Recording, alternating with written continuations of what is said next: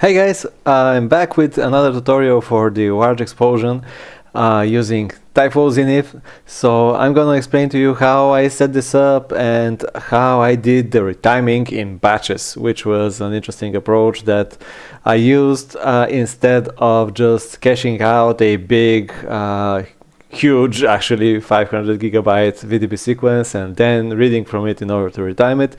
So instead I just retimed it in batches, so everything is kept in my VRAM and my RAM without having to write or read anything from the storage. So let's go. First I'm gonna create the ground plane that I love so much. So yeah, sorry that if I'm getting too intense with this, but yeah, this is just my thing. I like to have explosions with ground planes, so that explosion just kicks up the dirt and creates some interesting effects. So I have some nodes here. I'm gonna make this 800 meters just before we continue. Just gonna check my unit setup. So I'm using meters and I'm using 1 unit equals 1 meter. So this one is gonna be big, so I'm gonna stick with meters again, like in the nuclear explosion. So this is just in order to be able to input stuff like 800 here instead of like 8 million millimeters or something like that. So in order to be in tune with the scale of the explosion, I'm gonna use meters. So this is how large the ground plane is gonna be, and I'm gonna make it 12 meters high as well. I'm gonna put it in coordinates 0, 0, minus 30. So I'm just dialing in some of the settings that I used in my test file. Again, this is a very old scene that some of the things that I did with it were just not the kind of modern Zenith stuff that you would do, so I'm gonna explain them as well. Now I have the ground plane. In order for it to do anything, I'm gonna have to create a tyFlow. And then one bird inferno right here.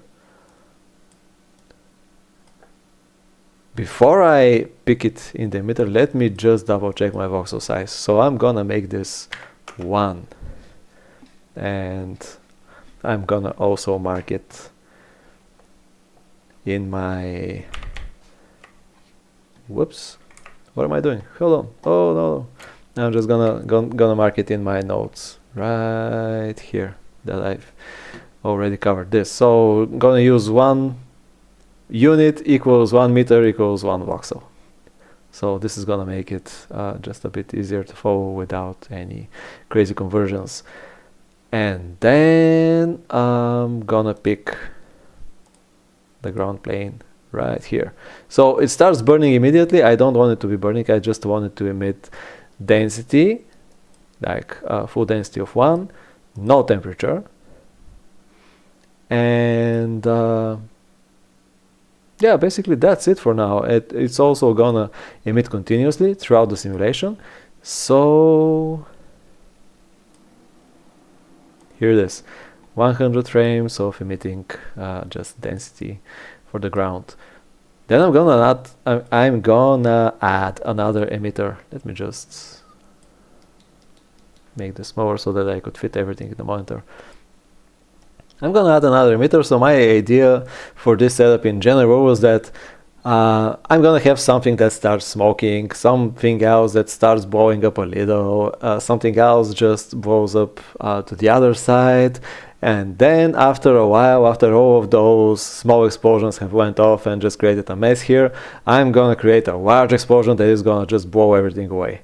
So yeah, the next emitter is gonna be the emitter of something like steam that is just gonna start shooting out for a while, indicating that something is going wrong here in this on this plane. So the sizes are 20, 69, and 12, and I'm gonna place it at 0, 50, 50, 0. So this keyboard is missing some of the keystrokes. I'm gonna pick this emitter.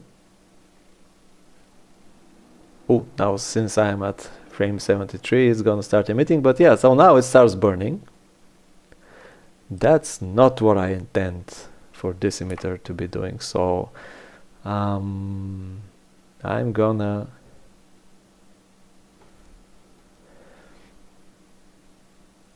first I'm gonna reduce its density. I'm gonna set it to 0.1. I just want it to be very thin, just like some kind of hot steam. I'm gonna lower the temperature, but I'm not gonna zero it entirely. Also, I'm gonna tell it to emit from just from frame 0. Wait, what frame? From frame 0 to frame 100. So at frame 100, the next interesting thing is gonna happen. So in order to see that, let me just double check my settings. So this is very low density, very low temperature, so it's not gonna start rising up or being too visible with this configuration. I'm just gonna set the motion velocity. Wait, I'm just gonna disable the motion velocity. I'm gonna enable the vector velocity. I'm just gonna direct this in the direction of 0.4, 0.74, and 1. Use a multiplier of 7.66. And now, yeah, it starts smoking in this direction. So if I just play it like this, hold on, I gotta fix my timeline. So disable real time, disable whoop, whoop.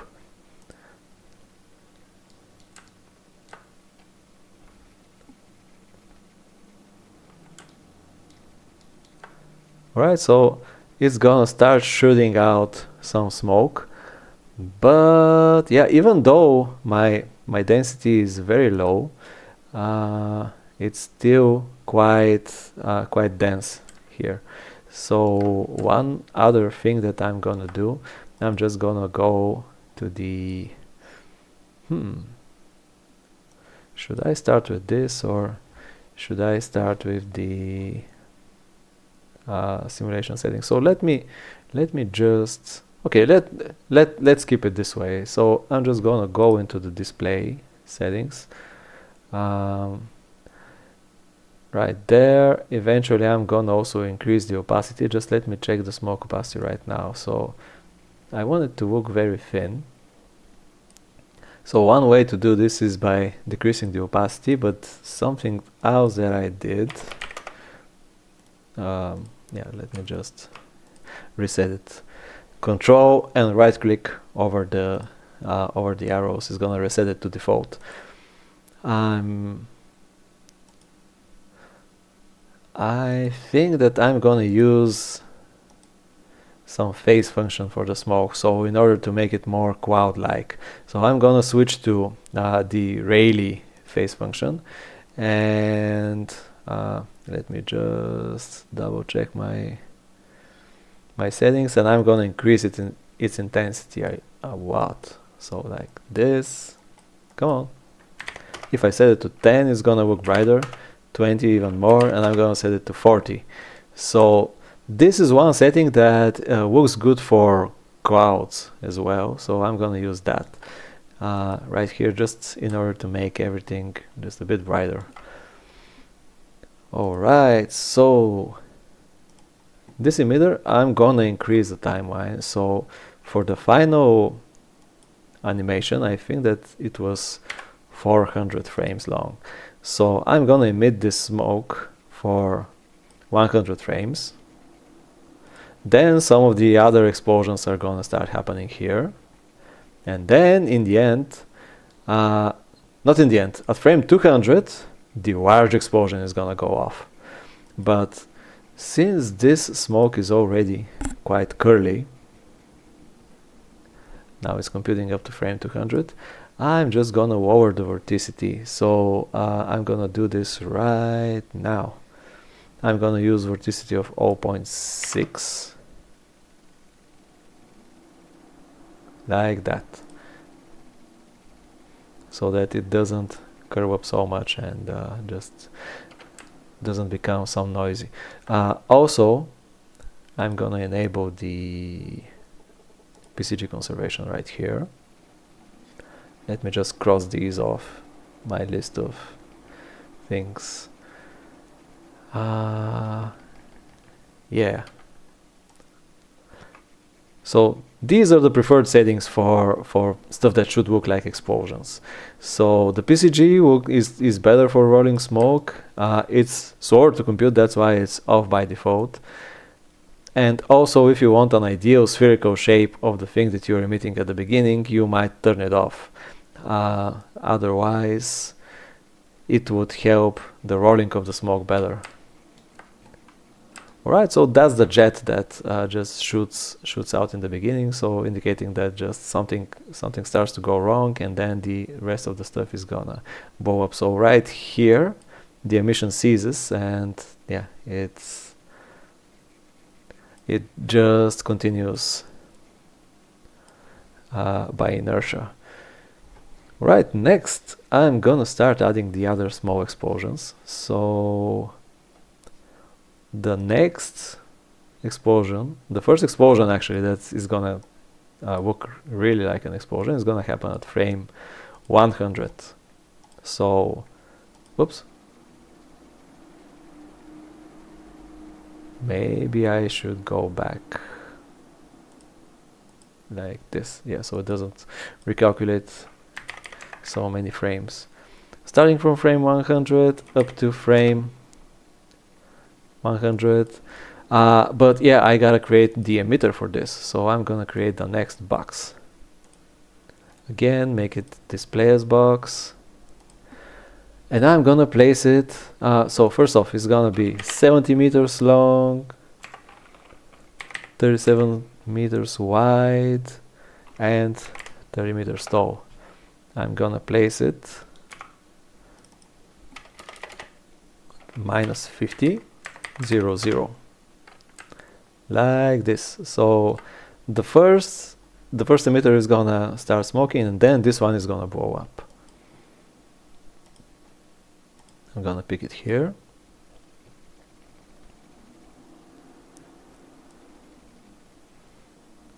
And with the default settings.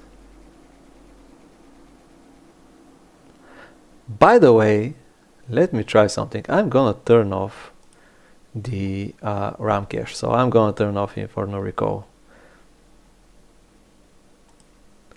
So when I jump somewhere, it's gonna compute a bit faster. Let me just double check how my RAM is doing. So I have a lot of VRAM right now, a lot of CPU RAM left. So let's continue. Let me play this. This is gonna play a bit faster now with the RAM cache turned off, just while I'm computing. So now that the RAM cache is turned off, I cannot rewind, but I can see what's happening at the end of the simulation, and just I'll be able to check it quickly. By the way, just let me... yeah, so you could also use that combination with the recall turned off, just simulating the latest frame. You could combine this with capturing a type preview. So this is going to be a fast way to create a type preview as well. So this emitter wasn't very strong. So it emitted some density, some temperature. Let me just dial in the settings that I've used. So I've used very low density. Also a lower temperature, even though I wonder if I should keep this one at 6, because in the final scene some of those initial emitters had their temperature set too low, and I didn't like that. So I'm gonna disable the motion, so it's still, so this is just gonna make it an obstacle. So if there is any motion, if there is a motion of 1, it's gonna become just a complete obstruction to the simulation. So I'm gonna enable the directed velocity again, like the vector right here, and let me dial in the direction. It's gonna be minus 0.04.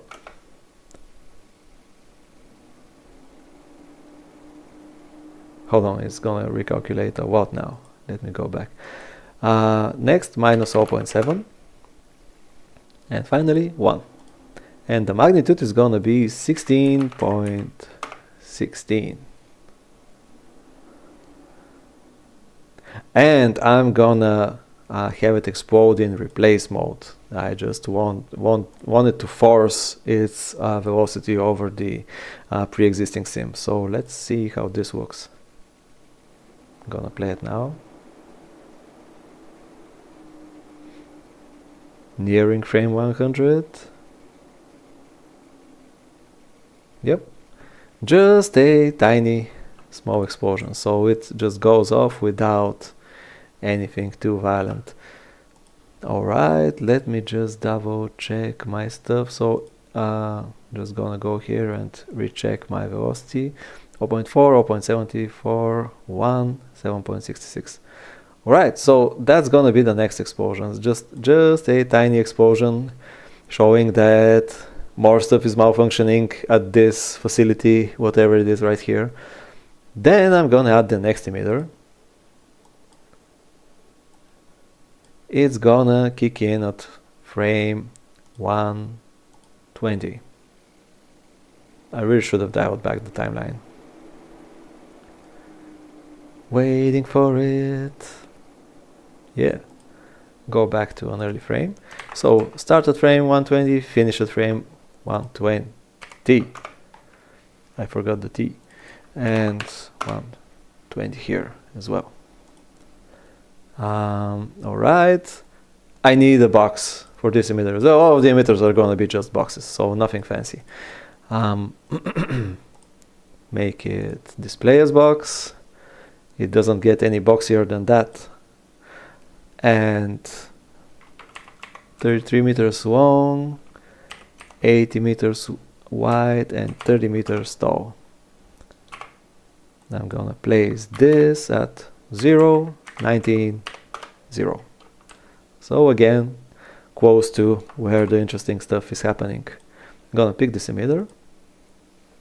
So if I play it right now, again, what is supposed to be the steam starts ramping up. Then we're gonna have the first explosion, and then this one at 120. But nothing major happens. So, oh, hold on. I need to do a couple of changes. Wait. So I need to adjust the way that the emitters actually emit. So for all of them, even for the ground, I am gonna set them to emit from their volume, not just from their surface. So they're going to fill their entire volume with the fire. So right here we can see that this emitter did not emit from its volume. It just emitted from its sides. So this is one of the things that is important for this setup. By default, the emission thickness is 1, but in the setup that I used, it was with an older version of Zenith, so it was acting like there was no emission thickness at all. But if I just completely zero it, the volume wouldn't be able to emit. So I'm just gonna set this to 0.01. Do this for the next emitter. Just fold the timing. Set this to volume. Emission thickness 0.01. Alright, so now this is going to behave a bit differently.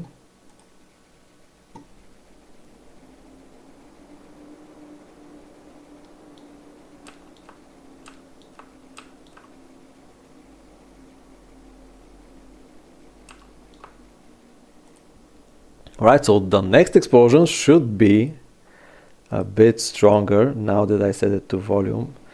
Just wait, I'm gonna go back to frame 0. Set the emission thickness to 0.01.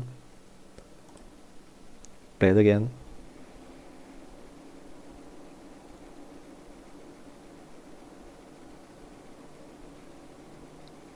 Nearing the first explosion.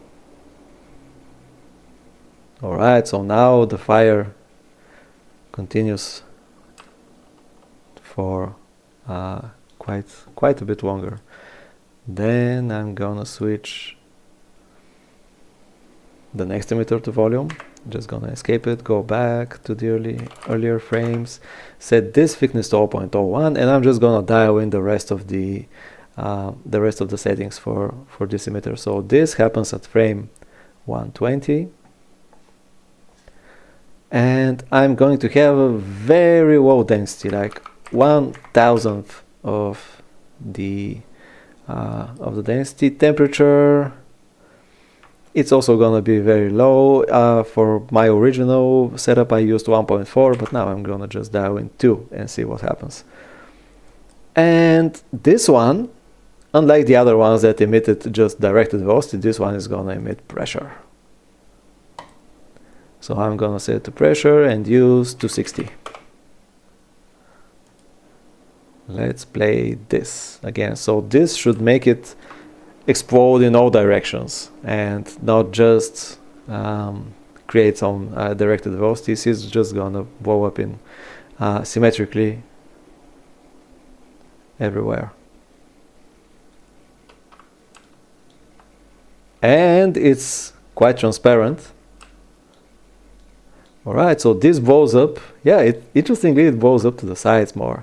So yeah, I think the mission is accomplished here. Things are looking good. Also, this smoke here is a bit thicker, this one is a bit thinner. Also, since this one blows up near the ground, it starts mixing with the ground smoke. And at this point I'm gonna start adding the colors, just in order to be able to differentiate between the different stuff, and it's gonna also make a lot of difference to just the way that everything is just getting perceived visually.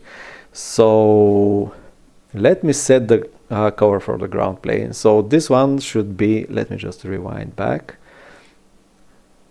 This is the most interesting color in the entire simulation. Everything else is just black, white, or gray. So this one is gonna be 191, 146, and then of course 115. Just some kind of like sandy shade of like soil color, just so that it's different from all of the other stuff that should be actually created by burning. So next I'm gonna use white color for this emitter, which goes off and should represent steam. So let's see how this looks. Here it is. So this is white.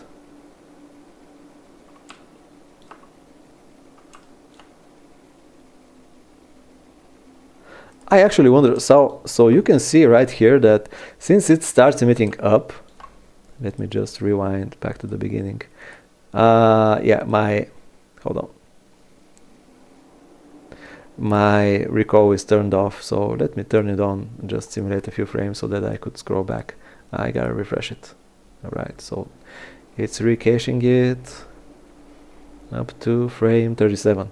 So you can see that at the beginning it starts emitting upwards, and it creates those velocities that just draw in the soil from the ground. And then as it passes, by the way, this is an interesting effect. I did not pay attention to this before, but as it passes through the box, it gets colored white.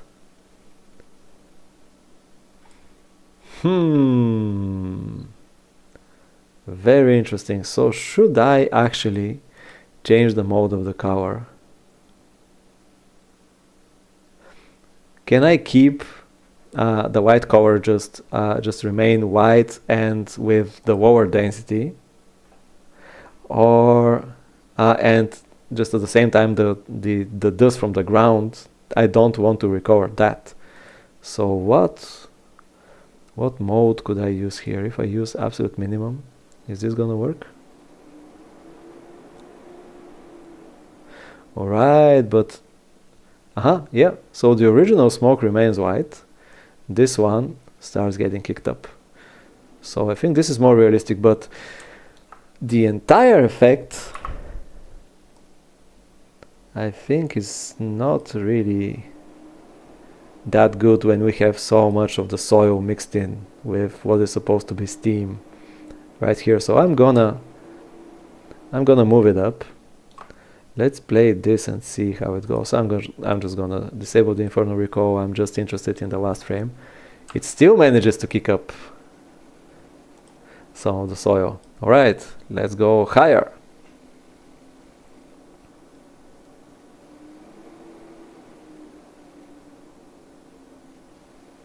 How high should it go before it stops sucking in the ground dust?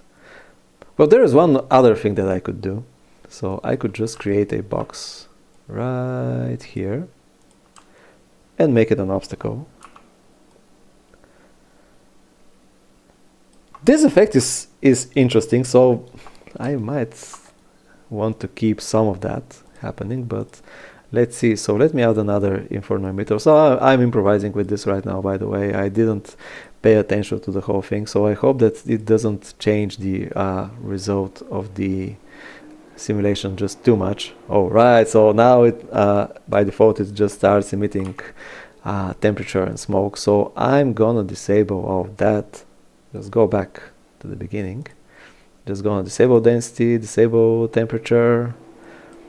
Motion is enabled, and I'm gonna set it to 1. So I'm just gonna make this an obstacle. Let's play it.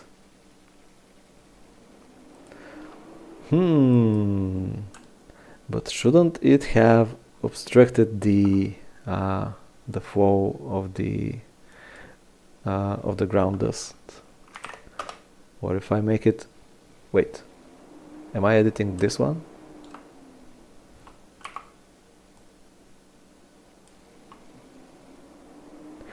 Or maybe I can just set the density to 0 whenever it enters this box.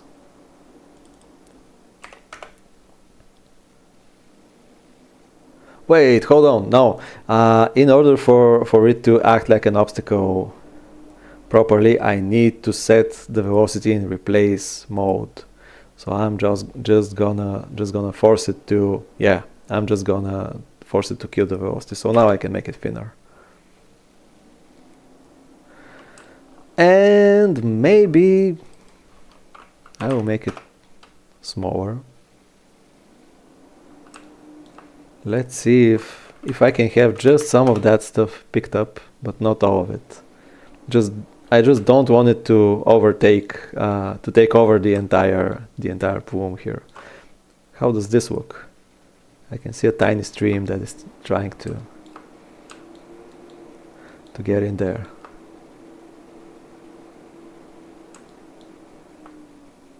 Yeah, now it starts mixing up. Now we have that explosion right here.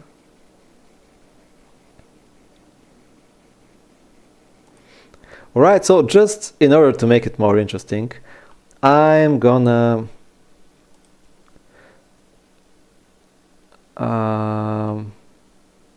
yeah, right here, I'm just gonna return this to replace, and I'm just gonna keep the white color here. Let's see how this looks, just in order to have more diverse colors. I want in the final explosion this stuff here to be very bright. Okay, and yeah, that's as bright as it could go. And here we have also some interesting stuff. So this ground dust has started mixing with this gray smoke, and it's also looking interesting. So yeah, let's see how the entire thing looks from the beginning. So this one is so bright that even the glow picks it up and it starts glowing more. Yeah, just refresh it. Play that thing. Alright, the denser jet starts mixing in. First explosion. And then the second one. And yeah, it's just a kind of explosion that you sometimes get in real life, that is just very transparent, that just has a like lower temperature, and it's also interesting. I think that it looks cool how it goes to both sides. So the goal is just to mix things up, just to create a mess before the final explosion just obliterates everything. Next, I'm gonna go back to this emitter. So let me add some color for it as well. So this one is gonna be gray. And yeah, it's not even gonna be much different than this one. So in the original scene, it was 114, 114, 114, like this. All right, and then for the next emitter at frame 120, the color there was very bright. It was 227. And again, gray.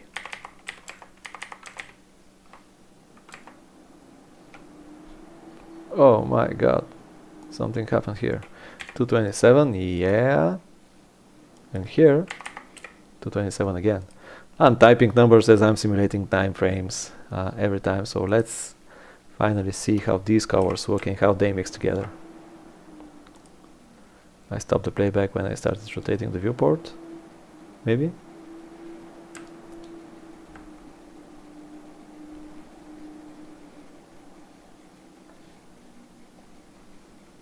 First explosion goes off, the second one goes off. Here we have, oh yeah, here is the bright color. So again, an interesting mix between the brighter smoke and the ground stuff here. Right, cool. So at this point, no, okay, let's continue with this. So I'm gonna add the next emitter. Just again create another Inferno emitter and create a box for that as well. Make a box, make it displays box, and dial in the dimensions. So it's 90, 49, 30.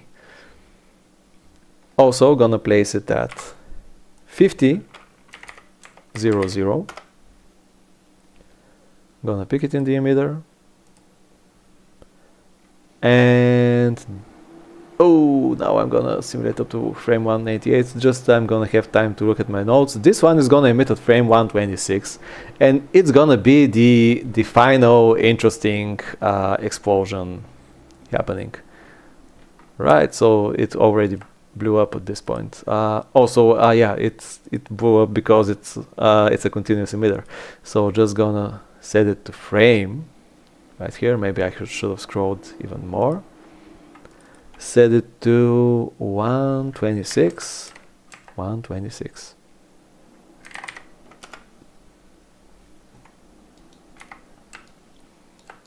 Right, and what's it gonna emit? Closing this row out. We're done with it. Yeah, let me just set it to emit again in volume mode. Emission thickness 0.01. Density 0.02. Temperature, it was emitting temperature of 3.5. Again, I got this very low temperature in the final explosion in the original scene. So maybe for these initial explosions, I'm gonna increase it a little. So I'm gonna set this to 5 or to 4.5. Okay, let's. Oh man, I don't know. It's such an internal struggle. Let's try something and see how it looks. And if it needs adjustment, I'm gonna adjust it. That's the good thing about the software. So, okay, color. I'm gonna use a color that is mostly black. So this one is gonna represent stuff that has burned up. So yeah, something is seriously wrong with that installation, and things are going from bad to worse. And this one is gonna emit in vector mode, like this, in, and it's gonna replace the other velocities, and the direction is 0.45. What's the vector? Victor. And z minus 0.51. So these are the directions, and the strength, the length of the vector, is going to be 15.66. Now these are the values that I've empirically determined in my original setup. So this one is going to be a kind of, again, another relatively strong explosion that is going to shake things up a little at frame 126, just a little after this one goes off. Yeah. And this one is directed to the sides. So it's just gonna, the entire thing is just gonna throw stuff around. So we have stuff going on to the left and right. We have stuff going going along the diagonal here. And the way that the the default shading just casts the shadow of this entirely onto this is just a very interesting coincidence. So maybe it's time to create a light, and so I'm gonna render the entire thing. Render is a strong word, but yeah, I'm gonna type preview the entire thing from the viewport, so I don't need a fancy light. I'm just gonna create a standard OmniLight, or actually, since I can pick it in the, I think that I can pick any node in the Inferno display. It could even be just a helper, but yeah, I'm gonna use the specified node. Gonna use this one, and I've concluded that this explosion. So here at the bottom, should I have set the? Yeah, I gotta set the motion here to. I gotta set the velocity here to replace, so that stuff doesn't, so that it acts as an obstacle. It's gonna create the cover, it's gonna create the density, but it's not gonna allow the velocity to just penetrate through the ground and onto the far end of the planet. So how is this gonna look? Maybe I should refresh it. Interesting how here the vapor just decreased so much. How is this gonna look? So I've concluded that this explosion looks interesting when the sun is low. But yeah, once we set it up, we can try different lighting options. Hold on. Let's go back to the beginning. So could it be that because I forgot to set it as an obstacle, now I'm not drawing so much stuff from the ground anyway?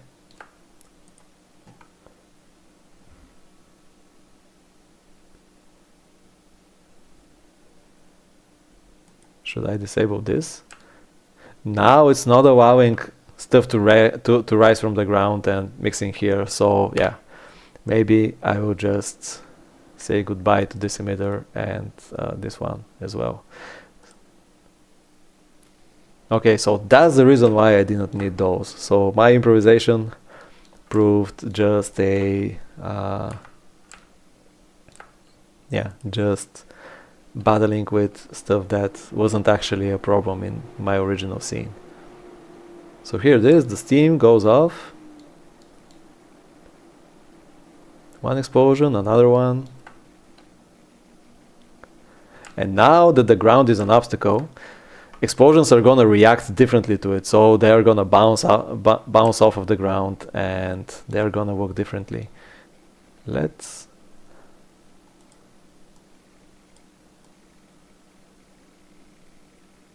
move the light a little, see if I could, yeah, make it show all of those different explosions that are happening here. I also wonder whether I should really stop emitting steam, or should I just let it go on forever?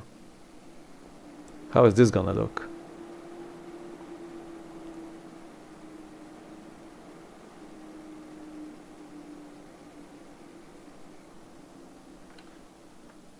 Oh, now it starts picking up the other stuff, and it's mixing them in, and now it gets yeah, it gets very thick.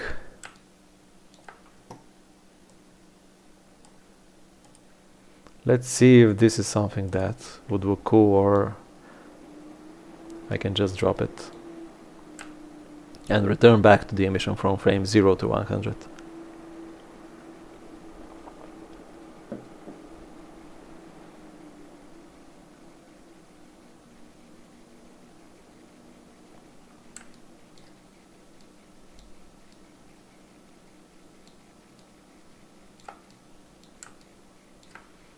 Well, it doesn't look that good, so let me turn it off. Maybe I chose this for a reason. Let me just go back to the solver, by the way. So at this point we have a lot of fire, we have some of the the initial behavior of the explosions, but first I wanna turn off all of the cooling. So yeah, if I go back to some other frame, I'm gonna turn off the cooling and I'm gonna turn off the propagation. I wanna keep as much temperature going for as long as possible with this setup.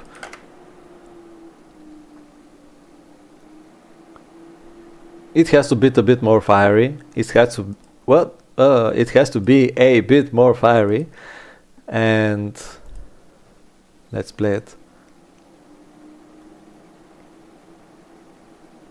It should cool off a little between frame 100 and 200, but just not lose all of the temperature, just not lose everything entirely. Alright, so now it's more fiery, it's more smoky.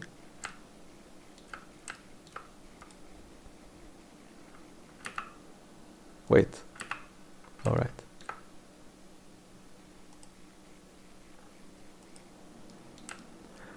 Now I think that I can also play a little bit with the display shader. So before I actually, so I have just one emitter left. The next thing that I'm gonna do would be to just add the final explosion. But before that, I'm gonna change a few things. So first off, I'm gonna try to dial in the explosion shader for these guys here. So one of the things that makes the explosions work the best is when I add some more temperature blur to them. So I'm using temperature blur of 30 meters for them, and that's just too much. The temperature starts really disappearing. So here is 0, by the way. So by default it's 0.1. So here is 0, 1, 2, 3, 4. And it all goes away way too quickly. So one way to have it play nice with the smoke is if I increase the smoke opacity drastically. So I'm gonna make it 1.7. Now the smoke is gonna get very, very thick, like this. So it's really gonna look like it kicked up a lot of stuff from the ground.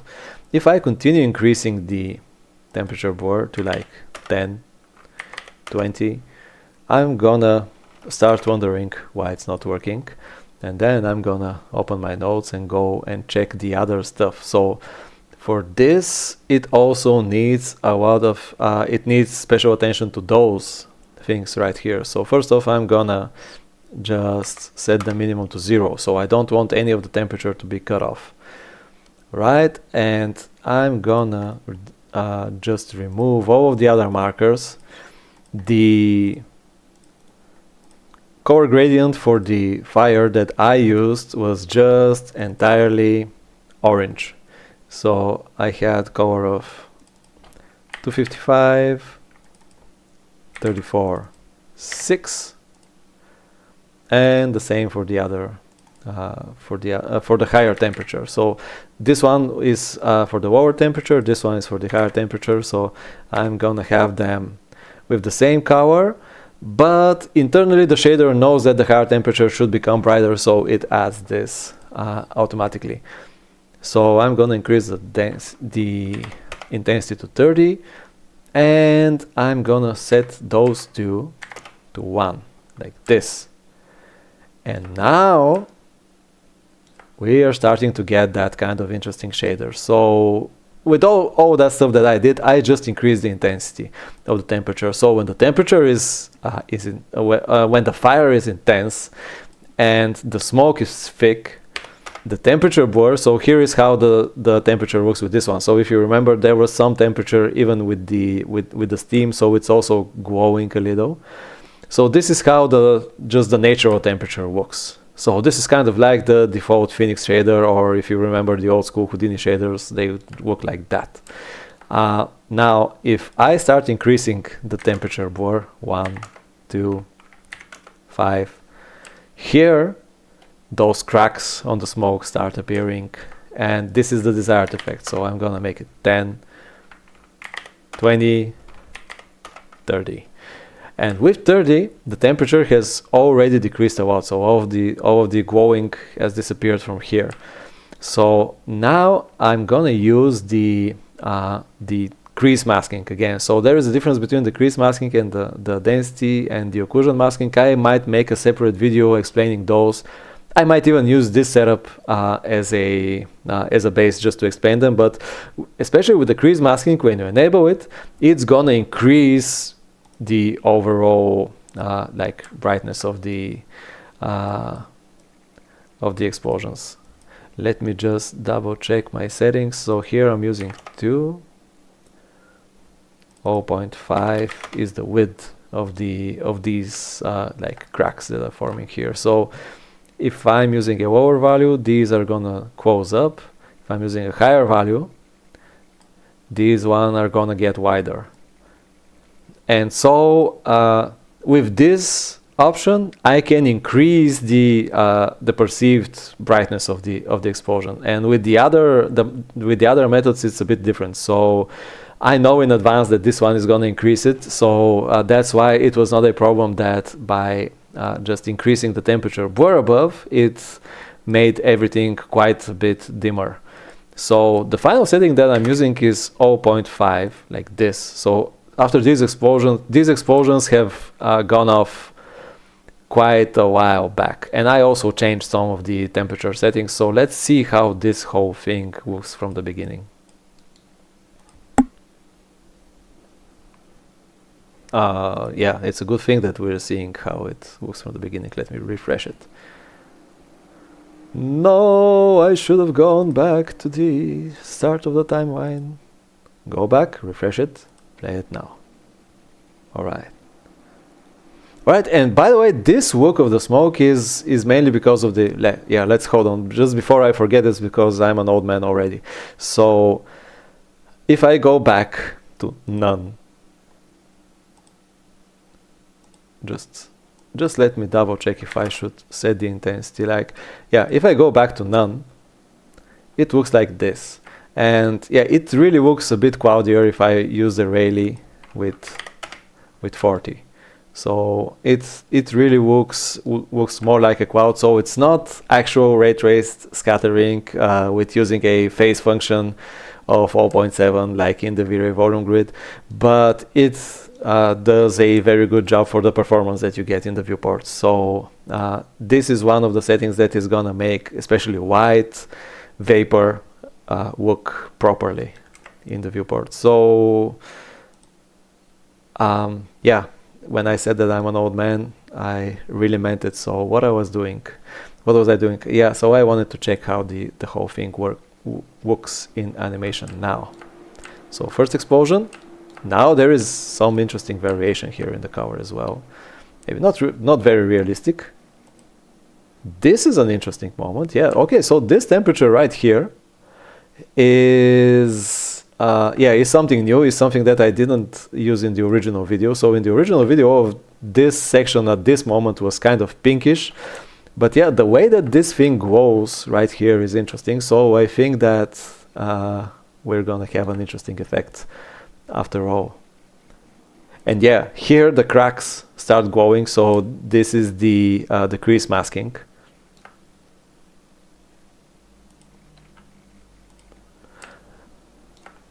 Let me play it to the end, and I'm gonna adjust also the ambient occlusion, because the crease masking, the explosion shader that uses the creases, it uses the ambient occlusion calculated over the smoke. So by changing the ambient occlusion, I'm just gonna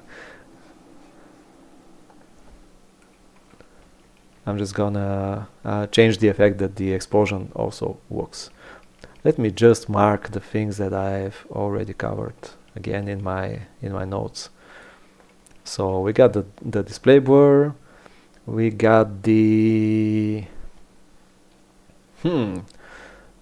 I also have some like specific color for the light and for the ambient occlusion, but before starting to play with these colors, these are something that we can add in the end once we have everything going on.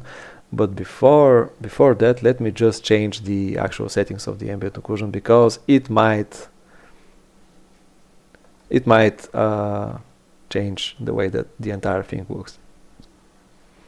Alright, so here in the illumination, I'm just gonna increase the ambient occlusion. Let me just go to some of the frames that actually has some visible ambient occlusion. So the ambient occlusion is something that is gonna make the smoke look like it's illuminated by a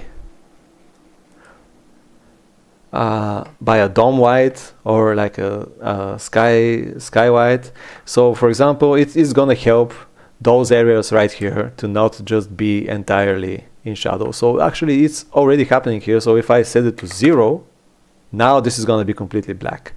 If I start increasing it, here it is. So we're going to start getting some details in the shadowed areas. But if we go too high with this, we could make the entire thing just look very unrealistic and strange. So like this is not really cool right here.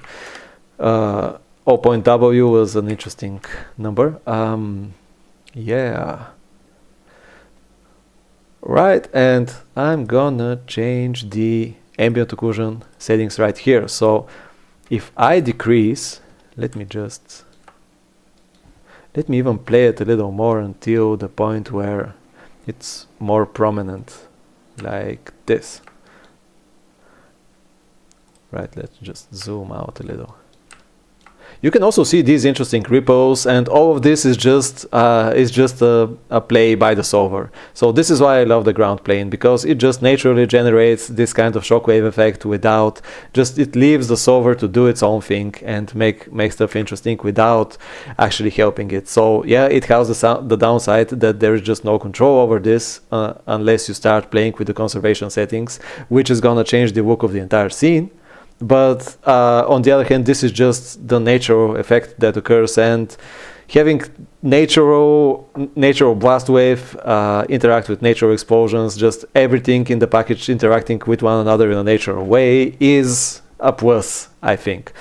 So yeah, I just wanted to show this in case it was interesting. So let me dial in the settings that I use for the ambient occlusion. So I use a strength of 0.7. Yeah, so decreasing it is gonna also close those cracks. Increasing it is just gonna blow everything up until the point that just the actual explosion shader is and the actual creases masking is just not doing anything. It's just everything is just blown out. Right, so I was using 0.7 for this, so that there are interesting, diverse places of the simulation, so that not everything just has the same detail and the same scale of features all over the volume, so that some of the stuff is brighter, some, like here we have different shapes, and here the shapes are also a bit different. So it just has to look diverse all around as much as possible, so that it's not boring. I increase the distance, so increasing the distance is gonna just make the entire thing a bit more realistic. It's just gonna have a better ambient occlusion. So by the way, if I switch right here to the ambient occlusion shading only, we can actually see the effect. So when the distance is 1.5, this is like a very rough ambient occlusion. So increasing it to 3, 5, 9, this is gonna make it more proper, and this is gonna calculate more slowly. So don't overshoot it, or just the viewport is gonna suffer. Everything is gonna take maybe several times longer. So especially this option and these two right here, which are also increasing the quality of the thing. So you can see that here there are some like glitches. The more samples you use and the more steps you use, you can control and reduce those. So these are basically the quality of the ambient occlusion. Just settings that are gonna reduce artifacts. This one is just gonna make it more proper, more correct, and all of those options are gonna make it slower. So just use the lowest possible values that look good, and yeah, don't overcook those. Those are really really sensitive. So going back to the normal shading, and this is how the thing looks right now. There is, by the way, a new option that we did not have in the user interface at the time that I recorded the original video, so let me just show it to you. We might make use of it eventually, but where was it? It's probably in the illumination tab. Yeah, so here it is. Shadow strength. So this is something that allows you to just have mismatching opacity and strength of the shadows that the smoke casts onto itself. So by default, just the more that you increase the opacity, the harder the shadows are.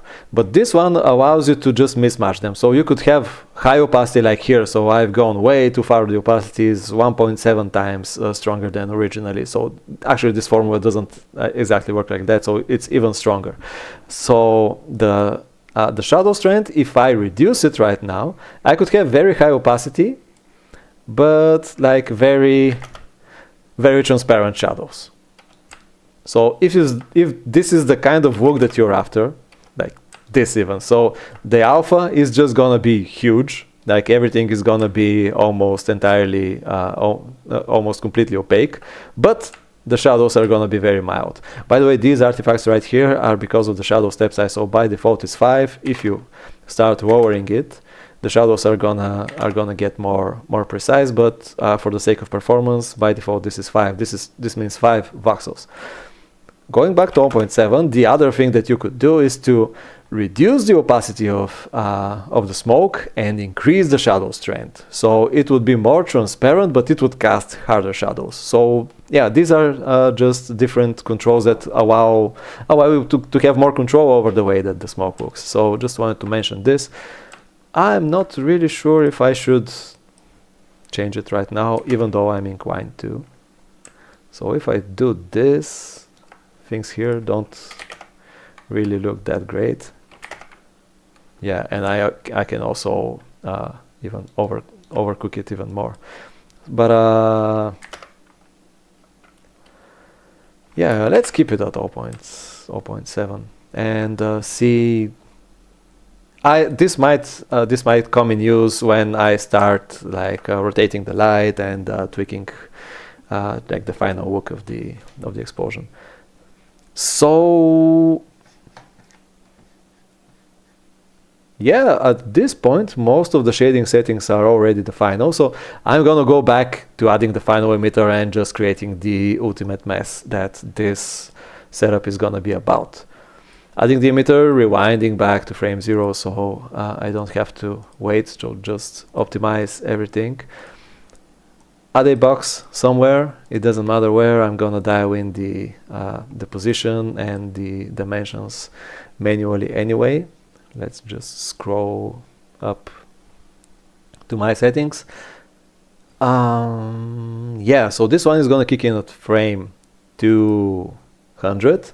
It's gonna be 100 meters long, 100 meters wide, 10 meters tall, and it's gonna be placed at 0050. Like this. So it's gonna be wide, it's gonna be placed a bit high, because it's gonna emit very strong explosion, and if I place it too close to the ground, which is an obstacle, it's gonna just immediately bounce off of it, and it's just gonna deform way too much. So it's a balance between the height of the emitter relative to the ground plane, and it's gonna behave differently depending on the distance. So I want it to bounce a little bit because this creates like this powerful feeling of the explosion, but not too much, because it's gonna screw up the shape of the explosion in general.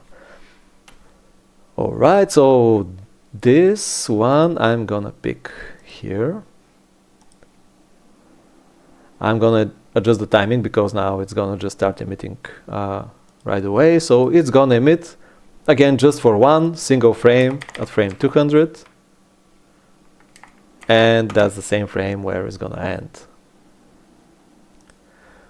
All right, and now let's dial in the actual settings of the explosion. So the density is gonna be relatively high, especially to all of those previous emitters that had just 0.000 something density. So this one is gonna be half of the maximum density, and the temperature is gonna be high, so it's gonna be 14.4.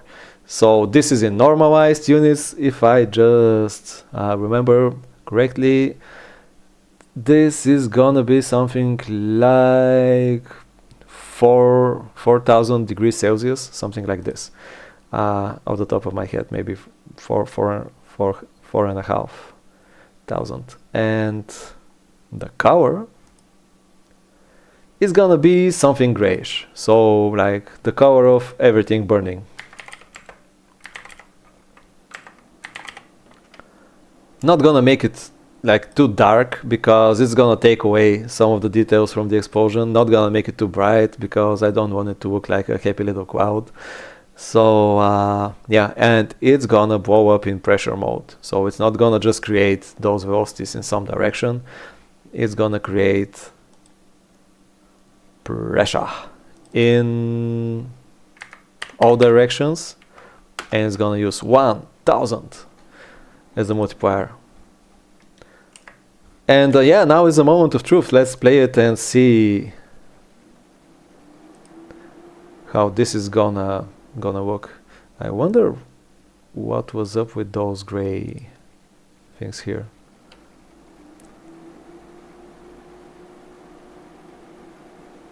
I'm gonna have to check them later.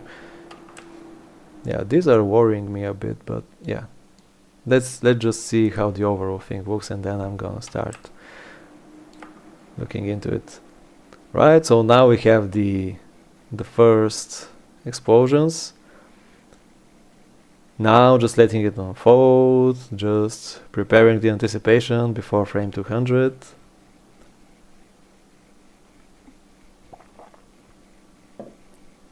Things are gonna start cooling off, and then the large explosion is gonna be very underwhelming.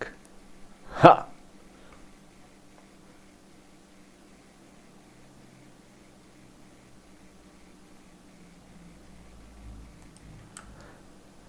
Interesting. So let me go back to my hold on, there is one thing that I want to check, but I'm gonna have to enable the Inferno recall. So let me cache it up to this point.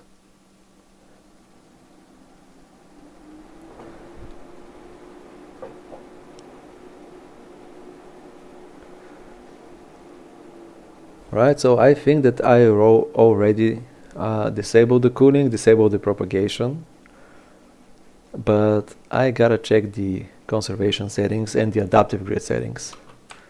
So let me just enable the preview of the sparse cubes. Here they are. Right, scroll up to the actual explosion.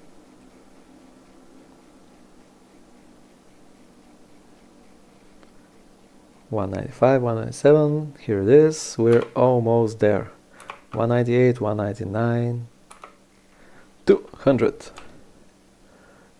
Alright, so it doesn't look like it got obstructed by any of the obstacles around.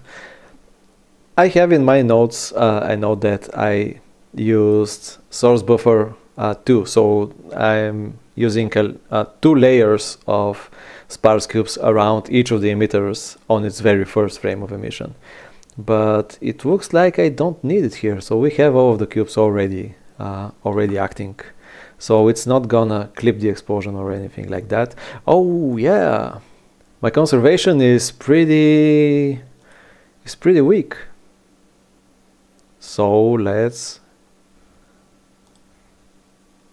by the way, yeah, let's just simulate a few frames, but yeah, it's not gonna blow up. I just wanted to also double check my adaptive grid settings, but yeah, it doesn't look like it's gonna be this kind of problem. Also, let me check my, so I'm already past the halfway point on my VRAM and on my CPU RAM.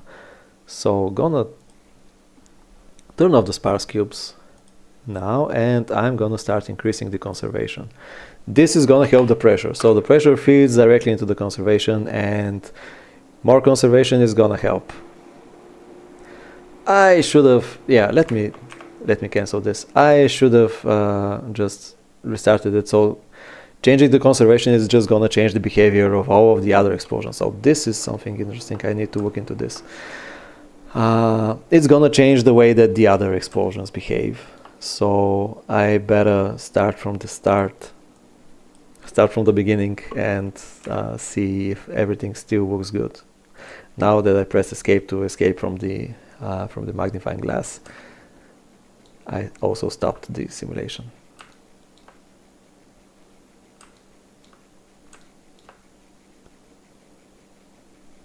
Right, so up to this point it doesn't look that different.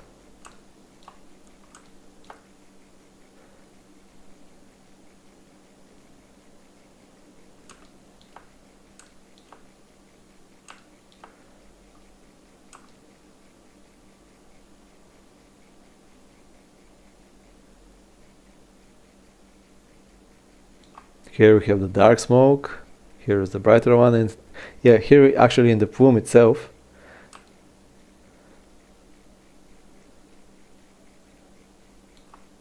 Alright, so it seems to have blown up a bit better this time. But the final simulation uses conservation of 40. So let's try this.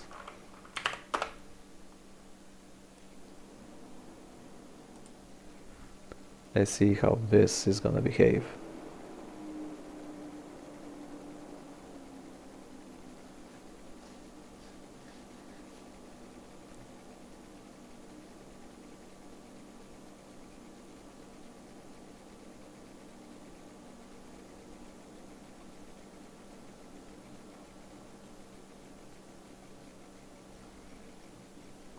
Hey, hold on, did I set the volume and the thickness for the final emitter?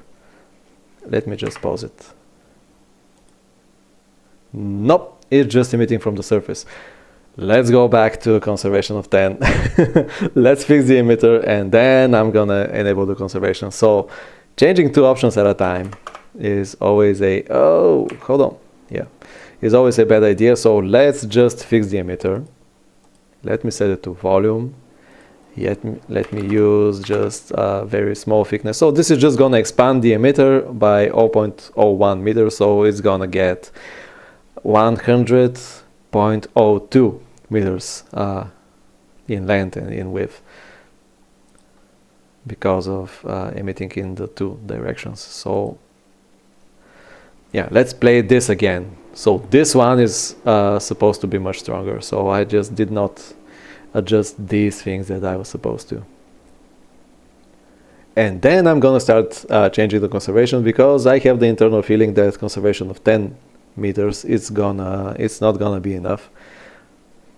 Like in our case, like 1 meter is 1 unit and is 1 voxel, so this is gonna be a radius of 10 voxels. So this conservation is not very strong. Obviously it does things that kind of look decent, but I want to push it. The conservation is the slowest step of the simulation though, so the more that you increase it, the slower the entire simulation is gonna go.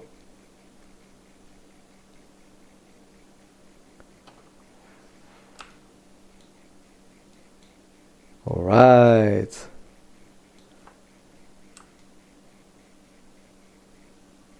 So now it blows up much better. However, I am wondering if I have forgotten to take a note about the actual scene scale. So since I don't actually have the correct value that I used for the original setup, I'm gonna start altering it here, because right now this explosion is huge. Like, this thing is 800 meters wide, and if I don't reduce the scale of the simulation, it's never gonna rise. So it's just gonna slowly move upwards until the timeline is over. So let's just first compare this conservation, hold on,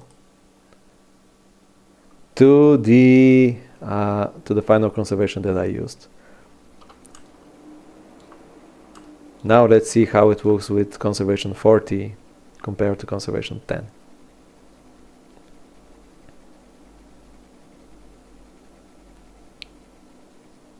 Also, I might just enable the sparse cubes in the Inferno display just to check if there is a lot of free space. So unlike the nuke, which requires a lot of empty space around the simulation so that it would unfold and roll and maintain symmetry, here in this one we can live with a bit less empty space around the simulation. So I just want to check if the initial explosion just creates way too many empty cubes around it. So in this case I'm gonna adjust the adaptive limits.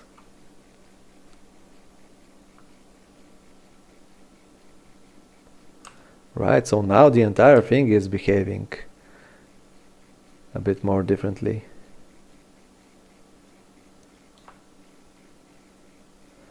Aha! Alright, so this one might not be entirely driven by the scene scale. So now that I have large conservation, now that I have high conservation, the fireball has actually really bounced off the ground plane, and this is what drove it up. However, I do think that this one should have been a bit more dense, so I'm gonna go back to this. Let me just adjust it right now. I'm gonna add a bit more density to this. Yeah, if I do this right now, we're gonna have to watch it recache up to this moment. Yeah, so now the entire thing just gathers more inertia because it bounced off the ground. So in this case, I don't need to add, hold on, I don't need to change the scene scale and make the solver think that the entire thing is smaller so that the temperature would rise more quickly.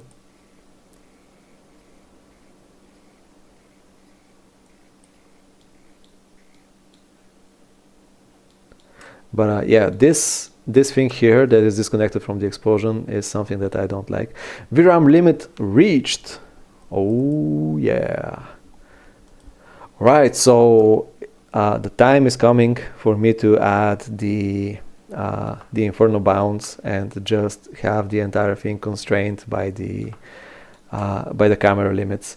But before that, I just wanna check right here the sparse cubes. Right where? Right there.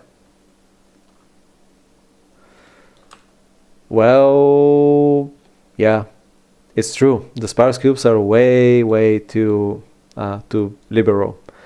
So let me just go back to the beginning and I'm gonna make some changes. So first off, I'm gonna go to the adaptive grid and I'm gonna turn off expansion by velocity entirely. So only the density and the temperature we don't have any fuel, so I'm just gonna turn that off just for keeping things tidy. So yeah, I'm gonna do it this way. So the high velocity is not gonna drive the adaptive grid, just in case, so that this fast rising plume is not gonna create all of those extra cubes around it.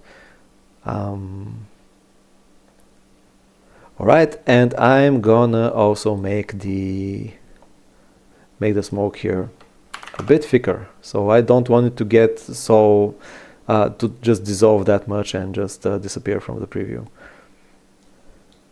Okay, I'm gonna hide those boxes because I just want to be looking at the actual simulation.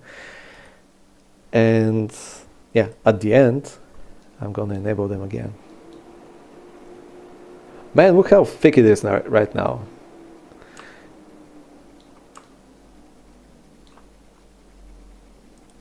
Let me just double check if I have smoke dissipation enabled. No, there is no dissipation, so yeah, this should be good.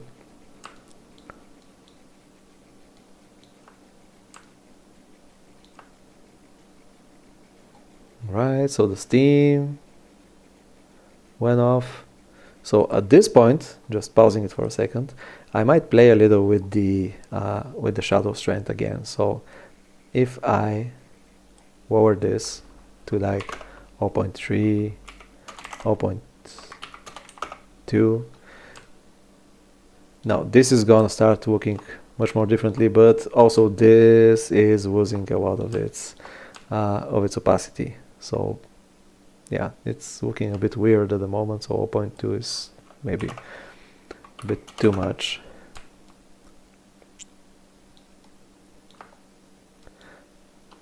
Let's just, for educational purposes, decrease this. Yeah, so this way neither this one, this smoke, nor this, nor the fronts of the plumes look good. So yeah, I'm gonna keep it at 0.4. So just gonna decrease it a little to 0.4, but not gonna go much further than that, probably.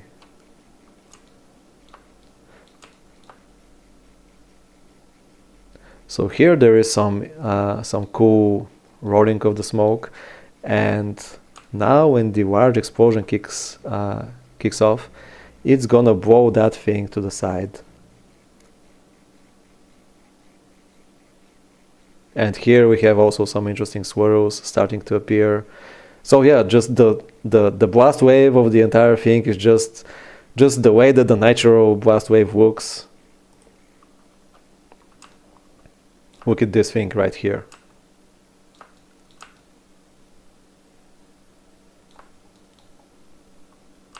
This is good stuff. And yeah, it actually managed to create an entire ring around it. Ring around the explosions. And yeah, now it managed to, yeah, let me just center it. Now it managed to combine with the white smoke, but now it I think that I've gone too far. Let me bring this down to, okay, hold on, let me double check the sparse cubes as well. What frame did I simulate up to the last time? Maybe I've gone too far. 247, 248, okay. Let me just double check the expansion of the adaptive grid if I need to reduce anything. Yeah, so now the adaptive grid is much tighter. The VRAM should be happier. Yeah, the regular memory is way below 50%. The CPU memory. Okay, so this seems good.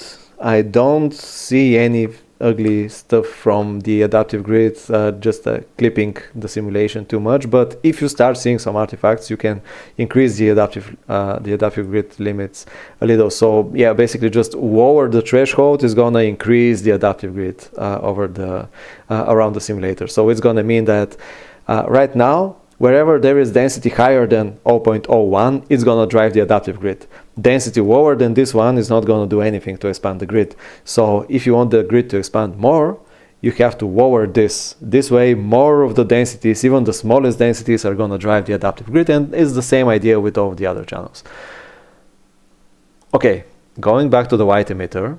Now you can see the colors of each emitter here, so it makes it easier to pick, and even without renaming stuff to the proper names, like probably it should be tidier. Alright, so 0.01 was too little, 0.05 was too much, and I'm gonna go with 0.03, and before I press enter, I'm just gonna skip back to frame 0. Play that thing.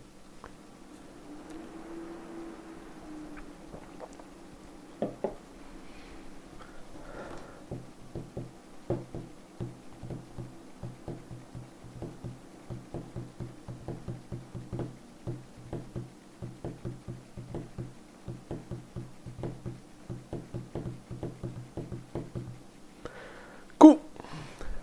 The interesting part is coming up. It starts detaching a little from the entire thing. So I might actually enable smoke diffusion, because this is what the steam is supposed to do. It's gonna affect the smoke that is supposed to represent hard particles that don't just dissipate like this. So that's why I'm not really a fan of this idea, but eventually I might do this. So here we already have that little shockwave.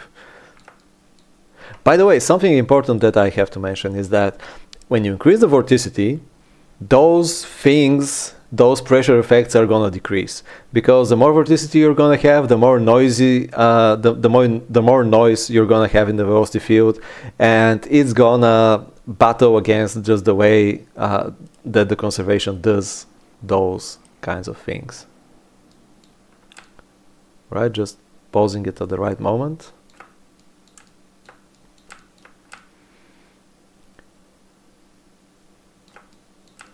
The white stuff might be a bit too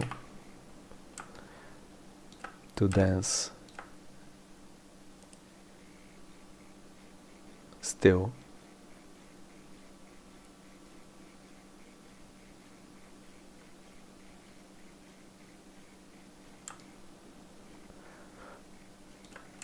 Right, here we can see the shockwave. And then just the explosion rising up is gonna draw all of that stuff back inwards. So a part of the pressure wave, a part of the shock wave just went out, and then it's gonna start getting sucked in by the explosion here. Right, so the white smoke right here starts getting interesting. It's not like that annoying like it was with 0.5. So maybe I would go just a little lower. Also here we have some gray like ash smoke mixed in with the rest. Here we have the darker smoke. It would have been nice if the darker smoke got mixed in with the large explosion actually, but yeah. Now here we have something that happens in real explosion. We have like the different coloring of the different ground material. Here we have the lava, like the lava look. Here we have the stuff that gets sucked into the mushroom. Maybe I would just decrease the density of the white smoke just a little more. We have a little more VRAM left to play with, but now that we're nearing the end of the actual simulation setup, and I'm gonna start messing with the retime, I'm gonna need some of that VRAM to be free, because the retiming is working on GPU, and yeah, without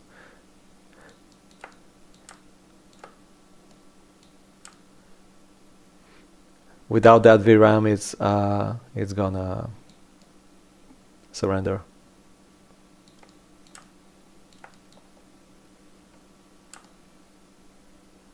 Cool, so it's looking good. Now I think that in the original setup, man, this is gonna rise like a nuke. By the way, in the original setup, it wasn't that symmetric. So yeah, maybe here, just the sum of all of the steps just turned into something more nuke-like. Although this was not the original idea. And also at one point when I started running out of VRAM, I just limited the entire thing to just this kind of view, just clipped the top of it. I added an Inferno Bounds operator, and this, is this message from now? Yeah, it looks like I actually really reimaged this, really reached the limit. So so now the adaptive grid is gonna stop expanding. So let me just have a final look at the sparse cubes. Right, so they're as tight as they could be.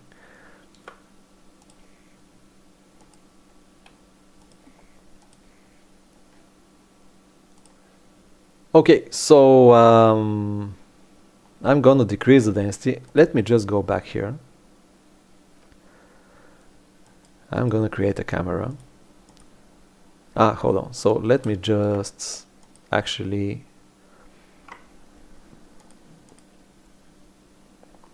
where was it?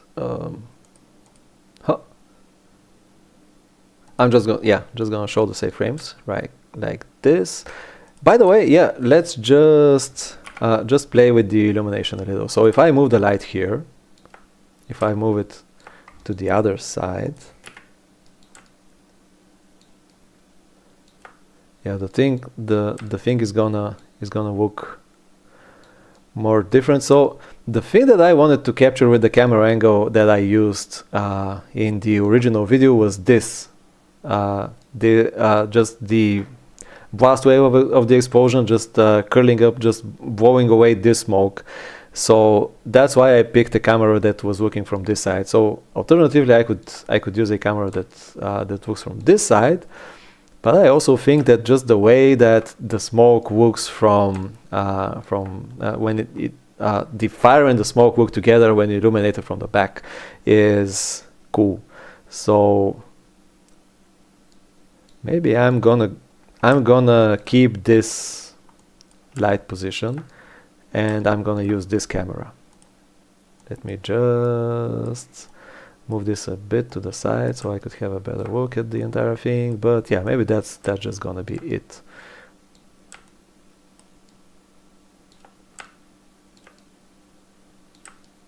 Just I'm gonna try looking at it from ground level.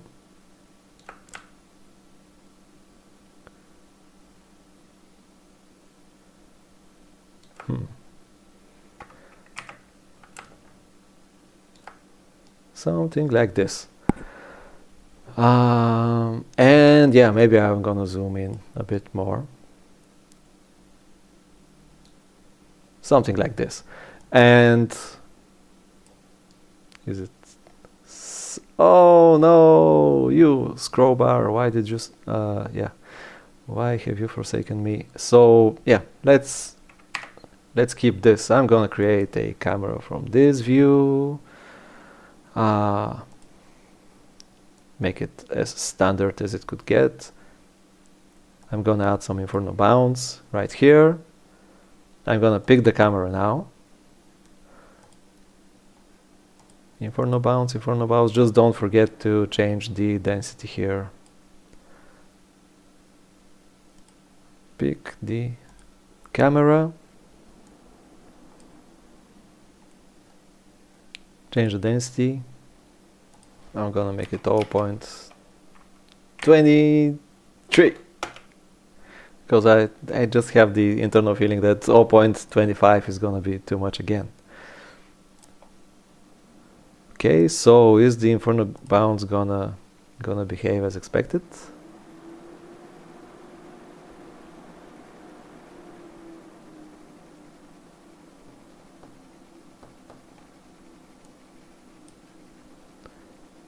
Alright, so the ground stuff starts getting drawn in here. Now at this angle, just the steam starts going almost straight up.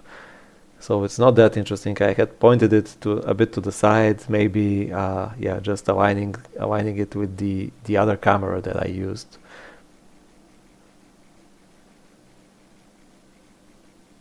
I don't know if I rotate it a little, if it's gonna change the simulation that much.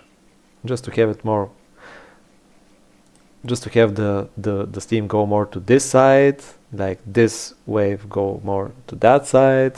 Let me just try it. Was this the original emitter? Box 02, yeah. Just go into perspective and yeah, just rotate it. Hold on. Why am I rotating the emitter? Maybe I should have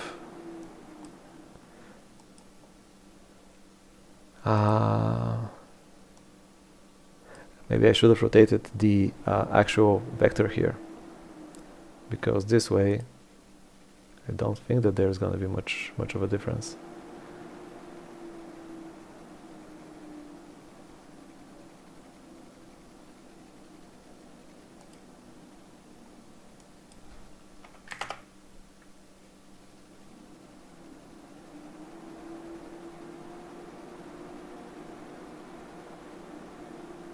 Alright, and a bit more towards Y, towards the positive Y-axis.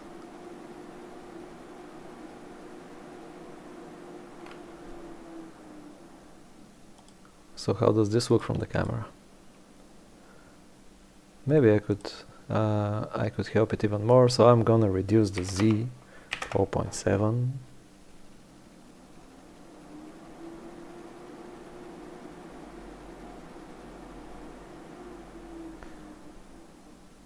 Is this too much? Let's see.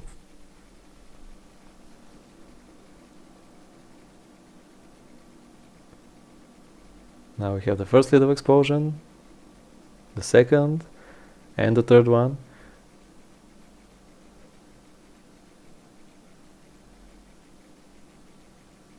Right, so now the thing just took a more diagonal layout.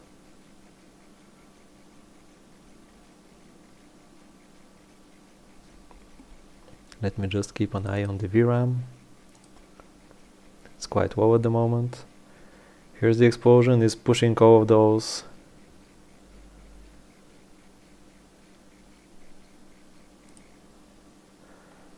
I'm not really happy with the positioning of the light in this.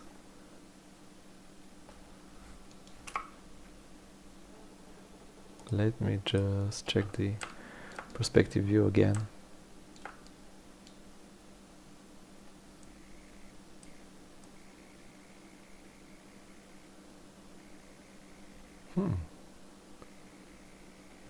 Should I place it more like this?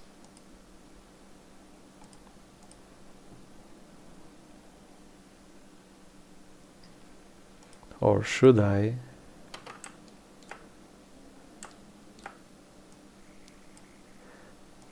move it more like that, so that it illuminates it from the back a bit more?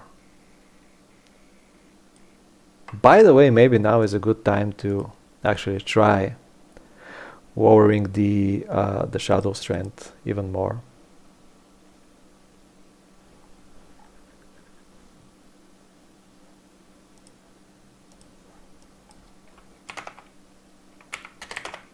Right, so it helps get more light in here.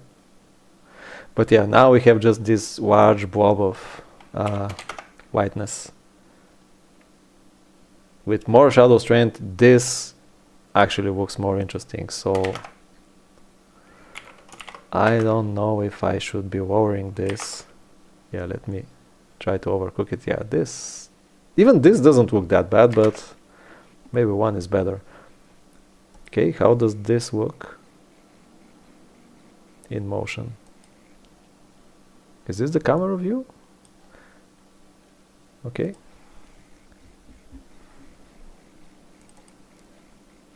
How's the rerun going? Okay.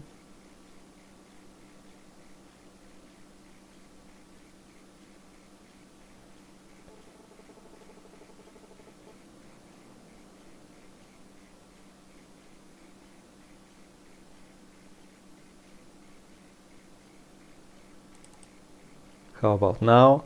So it starts maxing out, and yeah, that's too little VRAM left. So let me just check it from the perspective view again, right? So now it managed to clip it. Now that I'm using the Inferno Bounds, but maybe I should get a little closer, just in order to save a bit more RAM.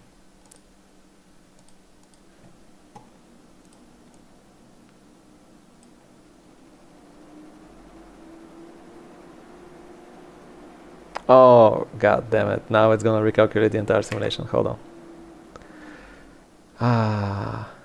Let's go back here.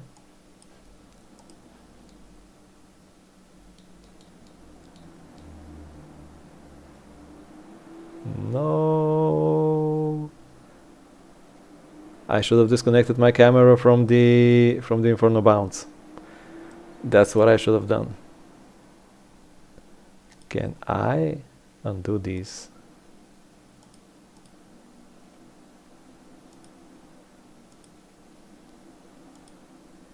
Just go to the final state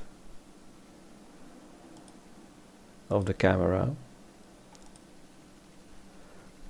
Then I'm gonna detach it from the Inferno display, so from the Inferno Bounds, so that it doesn't affect the solver anymore. I'm gonna move it a bit closer, and then I'm gonna reattach it, so that it doesn't have to update at every change. Otherwise, I'm just not gonna be able to use the viewport.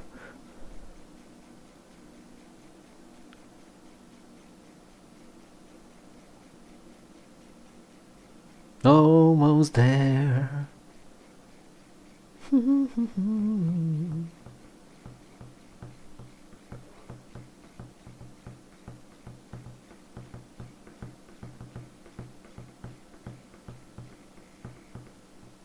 Alright. Detach. Remove. Oh no, I shouldn't have done this. Okay, cancel it. Oh man. Yeah, this wasn't gonna work.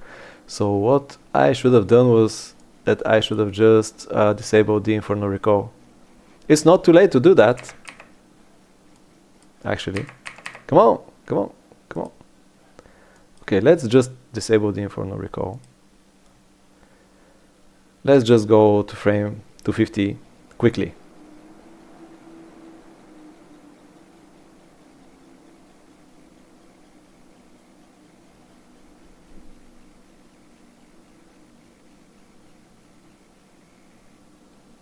All right, and now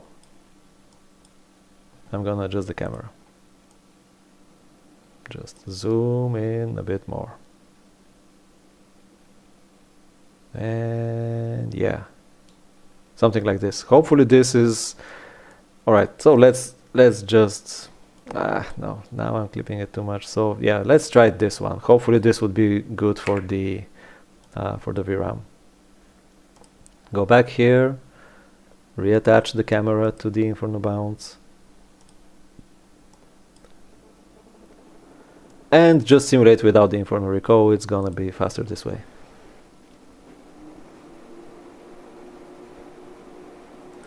I wonder though, I'm gonna make this a bit smaller.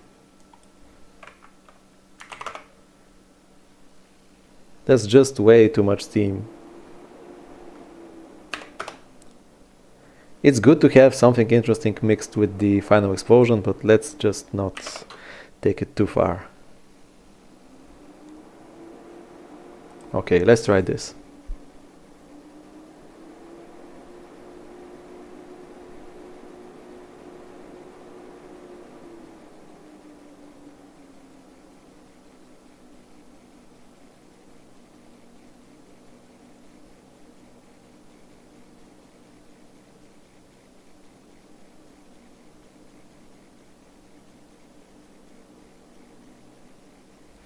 Alright, so now the shockwave has moved all of that stuff here. Yeah, this is looking good. It also simulates pretty fast now that I've turned off the recall. And now we're at half of the dedicated GPU memory. Let's go on. So if I manage to just limit it properly, at some point we're just gonna flatline here. We're just gonna remain stable and not eat up anymore.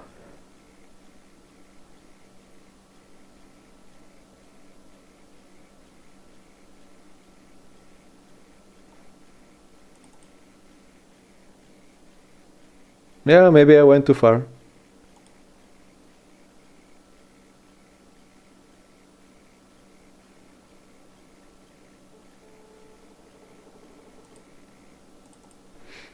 Maybe I could back off a little. Right, so yeah, again, detach the camera.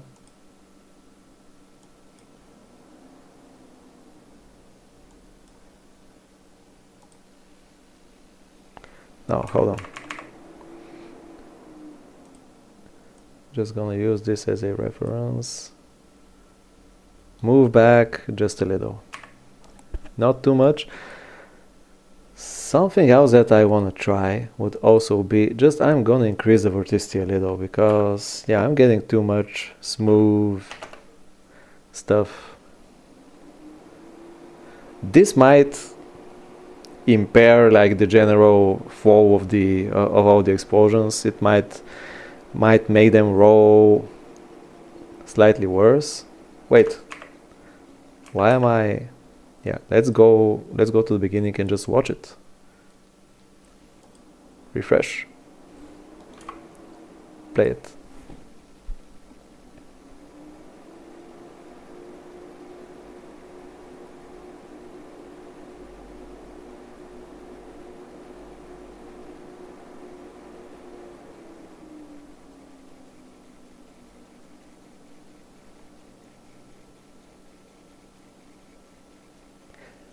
I also think that I shouldn't really stop myself from continuing to do changes here because otherwise I'm just gonna keep tweaking it forever. So at some point I just gotta say that this is the final one, and yeah, check it out. So here the fireball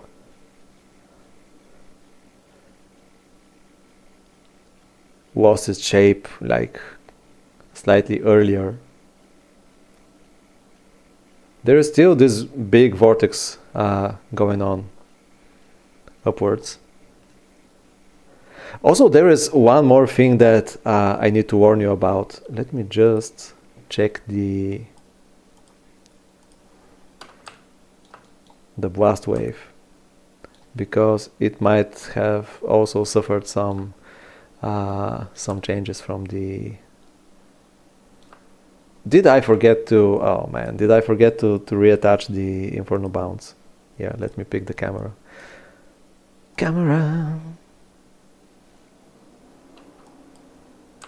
Right, let's just play the whole thing. And one thing that you should watch out with when you're using the Inferno Bounds is with a camera volume is that, for example, especially in this simulation where we have like this relatively fast fireball just going out of the view, when it goes out, if there were no camera bounds, it would still continue drawing in stuff from underneath and just carrying it upwards with it. Now that we have the camera clip volume like this, the Inferno Bounds, this motion is just gonna disappear as soon as it exits the camera view, so that there would be less motion to draw the stuff from the ground upwards. You should be aware of that. If this effect becomes too strong, you could use the expand option here. Just in order to make the frustum a bit larger, so that it would be able to carry more stuff upwards for a longer time. Let me just check how it looks from the actual camera view.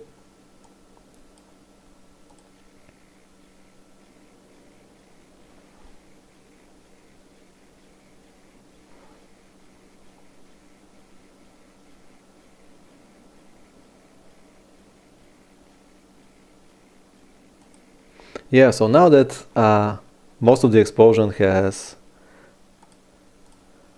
exited the building,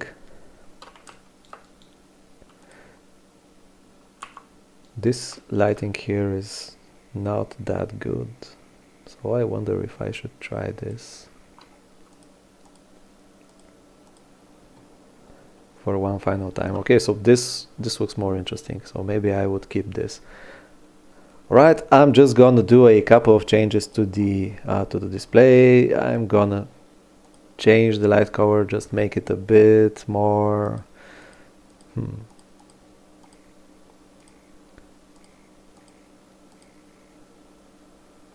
like make it a bit more of an evening explosion, like this. Should it be like this, or let me just check the colors that I used in the original simulation. So I had the light cover at 255, 203, and 175, like this. Right, so what this actually looks better to me. And the ambient color was like a bit more purple.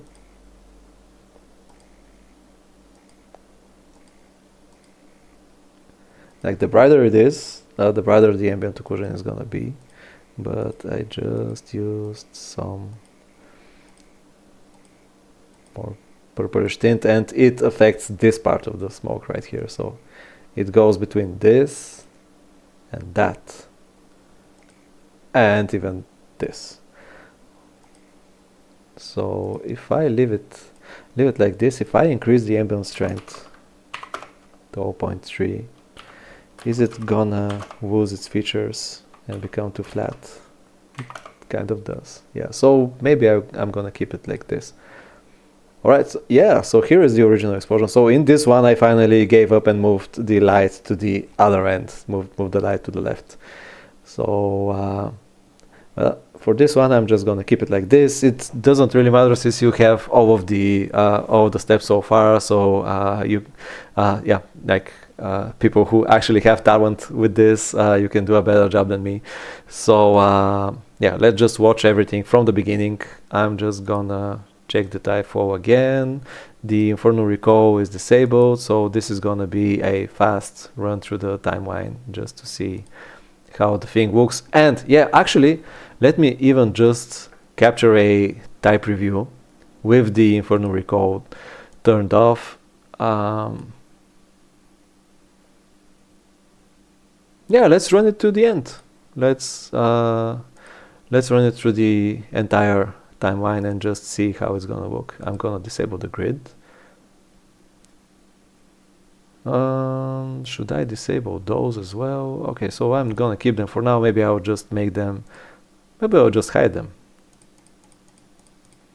We don't need to render them either, so yeah, let's just hide them from the viewport. I don't think that this is gonna break something. If it does, I'm gonna change it.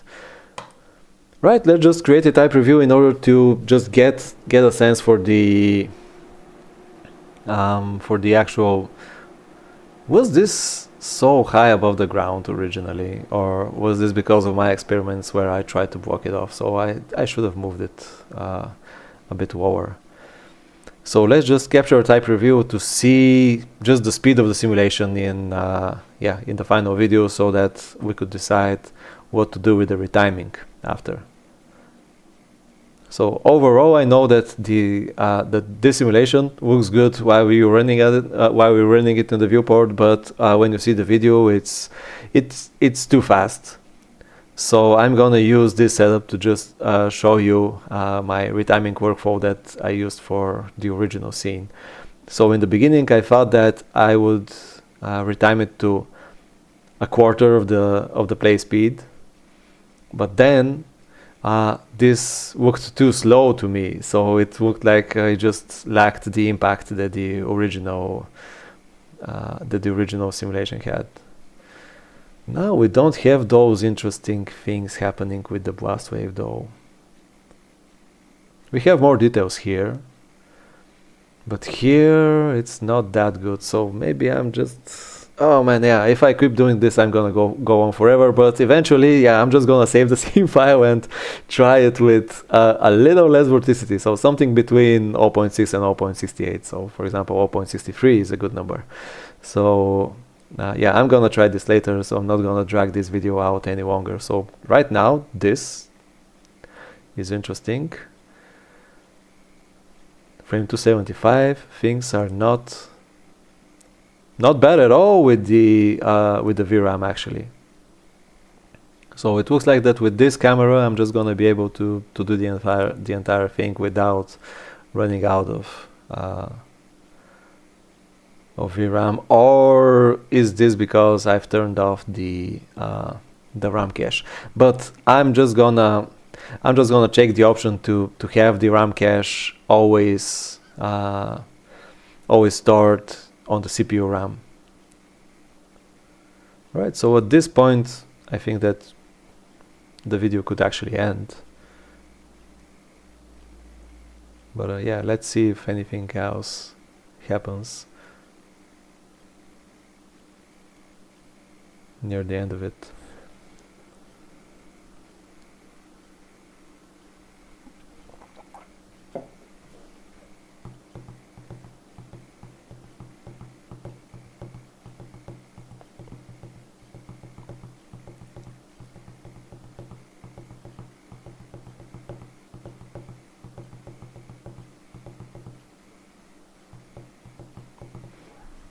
Alright, let's call it a day. Stop and play.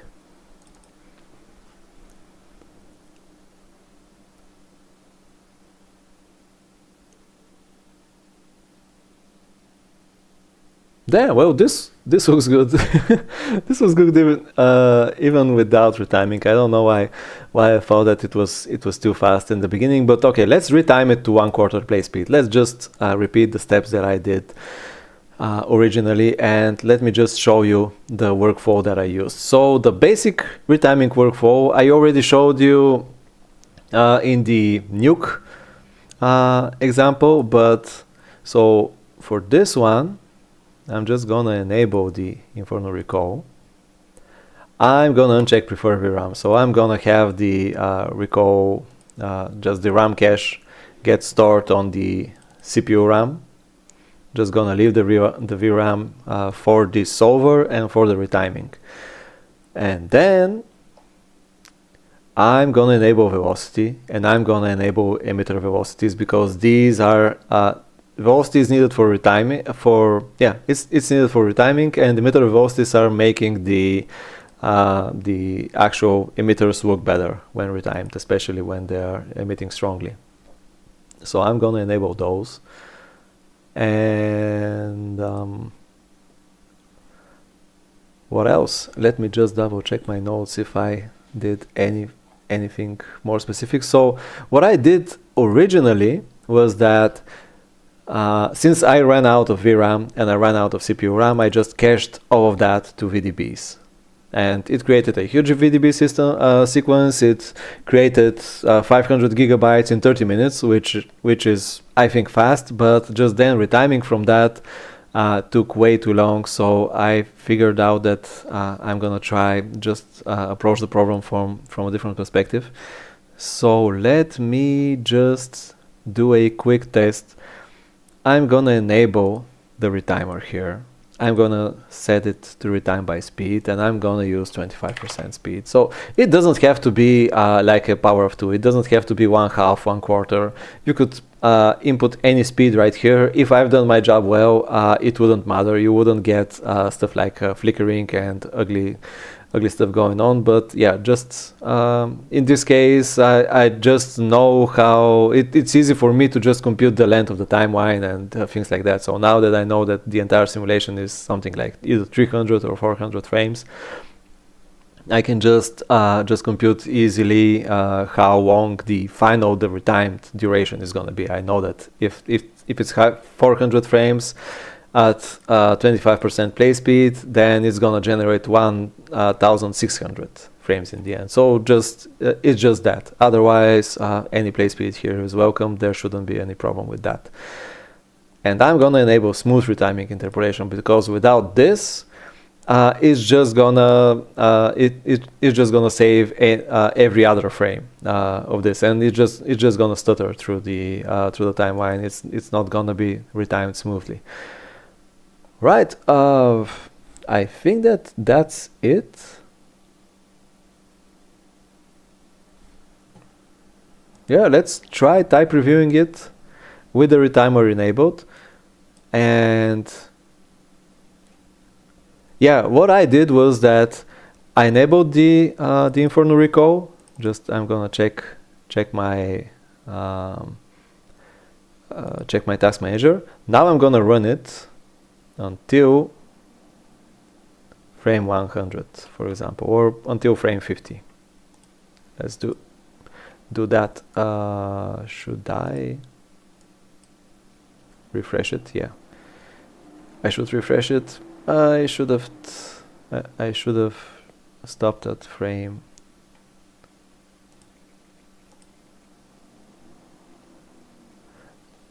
Hold on, let me disable the retimer.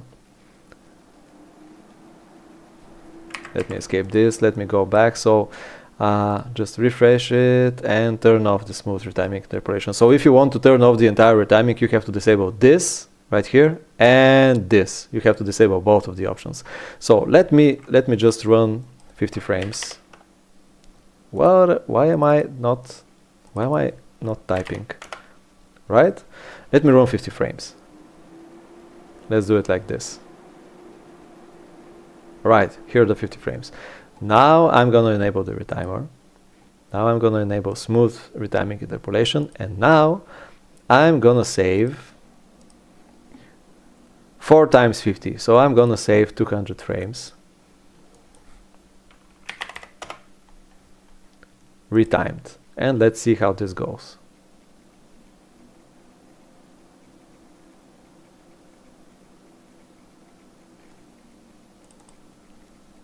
Keeping an eye on the VRAM, keeping an eye on the CPU RAM.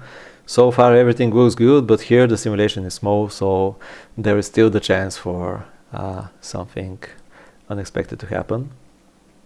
So this is going to take a few minutes. At the beginning it's going to be quick. Later, as the simulation grows larger, it's going to start getting slower and slower. And eventually, in my first attempt, I just stopped this explosion at the point where I just ran out of VRAM. So when my VRAM got full, I did not reach frame 400. I think that I reached something like frame 330, 340, something like this. But in that scene, since then, in this tutorial, there were just so many changes that probably it's not gonna go the exact same way. Right? Nearing frame 200, and here is the first 200 frames of the final animation. So yeah, this has to go a bit lower, certainly. So what I did was, so now if I disable the retimer at this moment, it's gonna start catching up to this frame. So I'm gonna go back to frame 0. I'm gonna disable the retimer, disable the smooth retiming interpolation, and now here I'm gonna simulate until frame 100. Now it's gonna start caching the timeline, and when the RAM cache fills up the regular RAM, it's gonna start dropping the older frames. So now I've simulated 50 more frames. Now I'm gonna enable the retimer. Now I'm gonna enable the smooth retiming interpolation, and I'm gonna save out the next batch of 50 frames. So from frame 201 to frame 400. And then I can just append the videos together. I can just append the MP4s. Oh yeah, and I'm gonna have to extend the timeline after this. Luckily it was 400 frames, but yeah, I just forgot about this, so it could have ended in a bit more stupid fashion.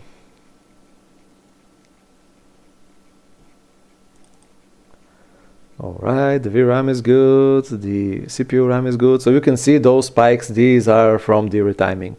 So it's gonna take up some memory, release it, take up some more memory, release it again, load this frame, load the next frame. So it needs a bit more room to be free. So if the solver takes the entire VRAM, the retimer is just not gonna be able to run.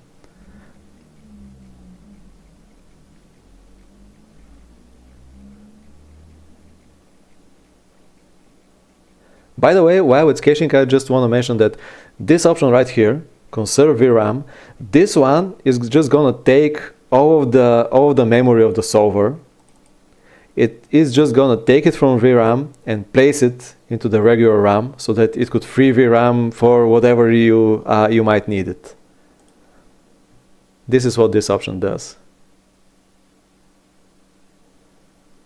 Alright, so there is some flickeriness here, so before I continue, I'm just gonna set this to lossless, like this. I'm gonna extend the timeline to 1600 frames, hopefully.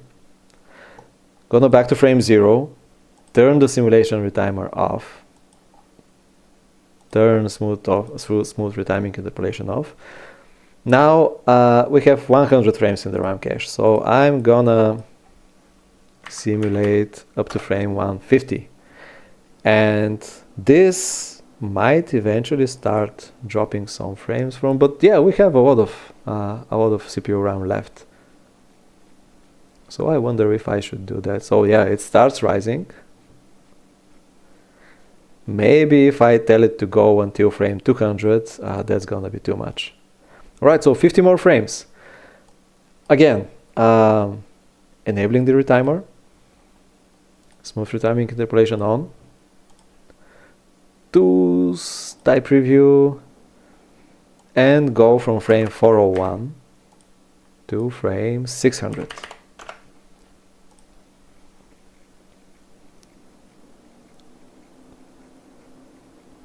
Just want to check whether the change in compression quality would affect that flickering, and it looks like it did. So most of the time the default compression settings are gonna work, but since retiming is so sensitive to everything, if you get some kind of flickering, try using the lossless compression.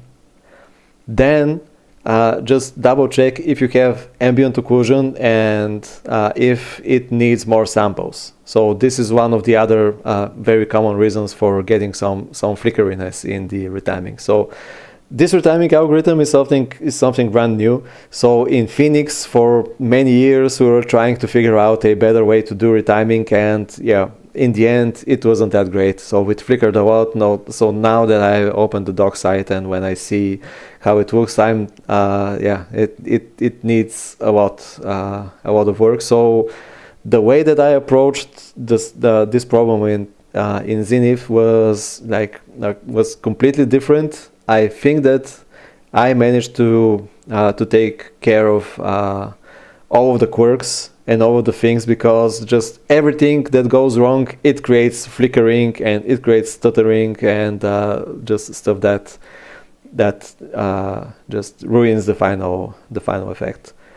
So right now the most common problems that you would encounter is that by default the compression could be too much. So for many of the setups, the default compression is just good enough. So in the test scenes that I have, less than 10% need a change in the compression. And also, again, yeah, like the ambient occlusion could need to be adjusted. So you could need to add more steps and more samples for it to look more stable retiming. And also remember that the ambient occlusion is also a part of the explosion shader. So now it looks good. So the flickering is gone. So this was the problem. I actually jumped 2 steps from lossy strong to lossless. So eventually, if you are running into issues with how much free memory you have, you could try the standard lossy. So I have some scenes that I've experimented with that that just get better when you go, for example, from extreme to strong.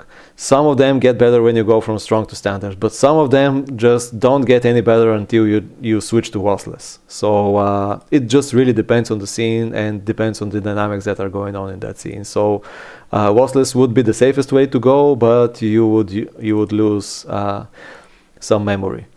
All right, so the third batch is ready. So I'm not probably gonna go the entire way, but I'm just gonna go on until we start dropping some of the frames here. So I'm gonna disable the retimer, disable smooth retiming interpolation, and go to frame 200, where the more violent stuff starts happening. Just gonna cache it, cache it, cache it. Now it's gonna increase the CPU RAM even more.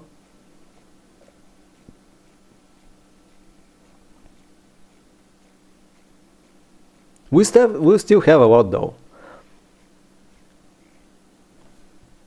All right, and here is the first frame of the fireball. So I'm gonna enable the retimer again, enable smooth retiming interpolation, and die cache it. So I also saw that some folks are using it from here. Let me just do that. So gonna go from frame 601 so that we don't duplicate the last frame to frame 800. Create type preview. So right now we haven't dropped any of the RAM cached frames, by the way. So all of those 4 batches, I could have actually done one, but yeah, I just didn't know. I decided just to be more careful with it and approach it more cautiously. Because yeah, the worst situation that could happen is that the worst situation that could happen is that your computer blows up. But a worse situation that could happen would be if you just overestimate how much free space you're gonna have, and if you just go too much forward and it starts dropping frames even past the last batch that you did. So for example, if you've cached frames up to 200 and then go to 250, and then while it caches up to 250, it starts dropping like the 201st, 202nd frame, those frames that you haven't saved to video yet. So that's the bad situation that could happen. So you just gotta watch out. Let's see how the GPU memory here is. So you can see that, as the simulation gets larger, those spikes are also gonna get larger. The entire retiming is gonna get slower. So we were seeing just some small spikes right here for a second. Now they're getting longer. So the retiming is gonna take a longer time. And after the video finishes, you could just see my clock here and see how much time it took. Simulating and retiming. That is the way that life goes.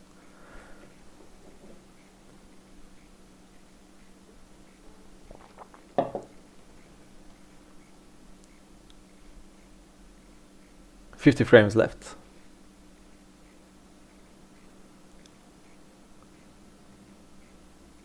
So it looks like we are gonna be able to go into the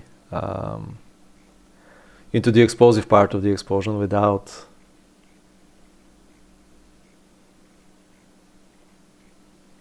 before we start dropping frames from the RAM cache. But let's see. Now the memory has reduced a little. 18 more frames, 17, 16, 15, 14, 13, 12. The exact frames are gonna be faster because it just needs to copy them. So you could see that the timeline is not moving evenly. And yeah, we start getting the explosion to actually explode. So here, I don't know whether the YouTube compression would allow you to see it well, but here we have some flickering. So this means that the ambient occlusion would need a bit more samples here, a bit more samples, a bit more steps. But this part doesn't work perfectly smooth, so it's the shading option that need to be changed. Alright, go back to frame 0, turn off the retimer, turn off smooth retiming interpolation. So you have to turn off both of them because when you enable this, it's still gonna use retiming under the hood when you're using more steps per frame in tyFlow. So it's just gonna interpolate the frames internally using the retiming if this is enabled. So if you have it on, and you don't have any substeps here, it's just gonna make the whole thing slower anyway. So you better turn it off, and it's gonna use more memory as well. All right, so let's go to frame 250.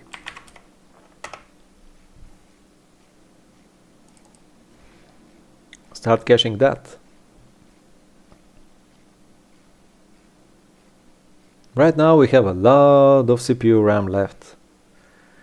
20 frames have passed, but yeah, maybe by frame 250, the older frames in the on the timeline are gonna start getting dropped.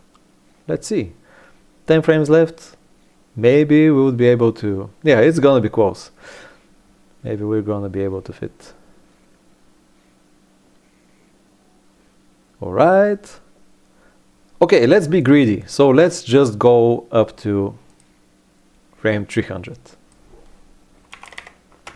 And then I'm gonna capture the, instead of 50 times, instead of 4 times 50, I'm gonna capture 4 times 100. So yeah, here you can see that now the, you can see on the timeline that the older frames start getting dropped. We might even, oh, and the bad thing is gonna happen. So we are gonna lose frames past frame 200. Yeah, it happened. Yeah, so I got too greedy. Can I stop it? I don't know where my mouse is focused right now. Yes. Yeah, so I got too greedy and I lost the frames right here that I don't have video for. So what I could do is that since the timeline caching is not that slow, I could just refresh it and then just choose to go up to frame like 270. Is that going to be too greedy? Okay, let's not do that same mistake twice. Let's go up to frame 260.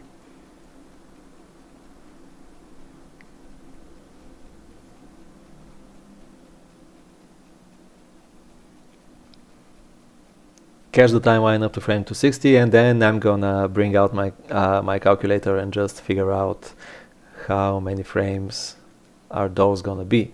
So now I was batching 50 frames previously. Now I'm gonna do one batch of 60 frames. Let's also, all right, you can see here the cliff in memory usage. Luckily, the simulation is deterministic, so if you run it twice, you should get the same results each time. So yeah, whatever happened up to frame 250, now it's gonna be just the same. If this doesn't happen, if you notice any situation where you run the simulation twice and you get different results, just please let me or Tyson know. This is not expected. We have to fix it. But yeah, since the simulation produces the same results every time, we're able to do that. Otherwise, it would have been really nasty if we had to just start the entire process all over again. But now I can just try and simulate, just cache just the latest batch all over again, just without going up to frame 300, just going up to frame 260. Am I gonna start losing frames now? All right, here they are. So you can see how fast the old frames just go. They are so small compared to these later frames that just for one of the later frames which are larger, you just lose like 5 or 10 of the initial frames. Okay, so now we're in the safe zone. 60 frames. Let's just wait, let's enable the retimer. Enable the smooth retiming interpolation. Go to frame. All right, so I'm gonna start from frame 801 and I gotta go to frame 260 by 4. So it's 520, 1040.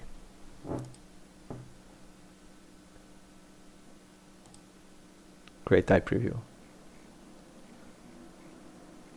And yeah, so this is gonna be the most interesting batch where all of that cool stuff happens.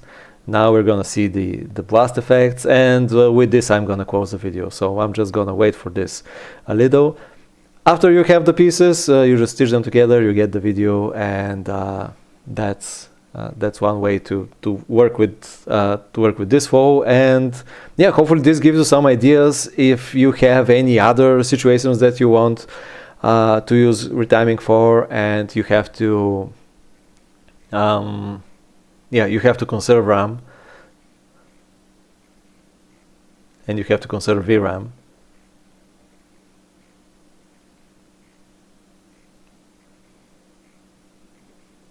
Right, I'm just gonna wait until the end of the video. Maybe I will just pause the recording, and I'm gonna go back to you when when this batch is finished.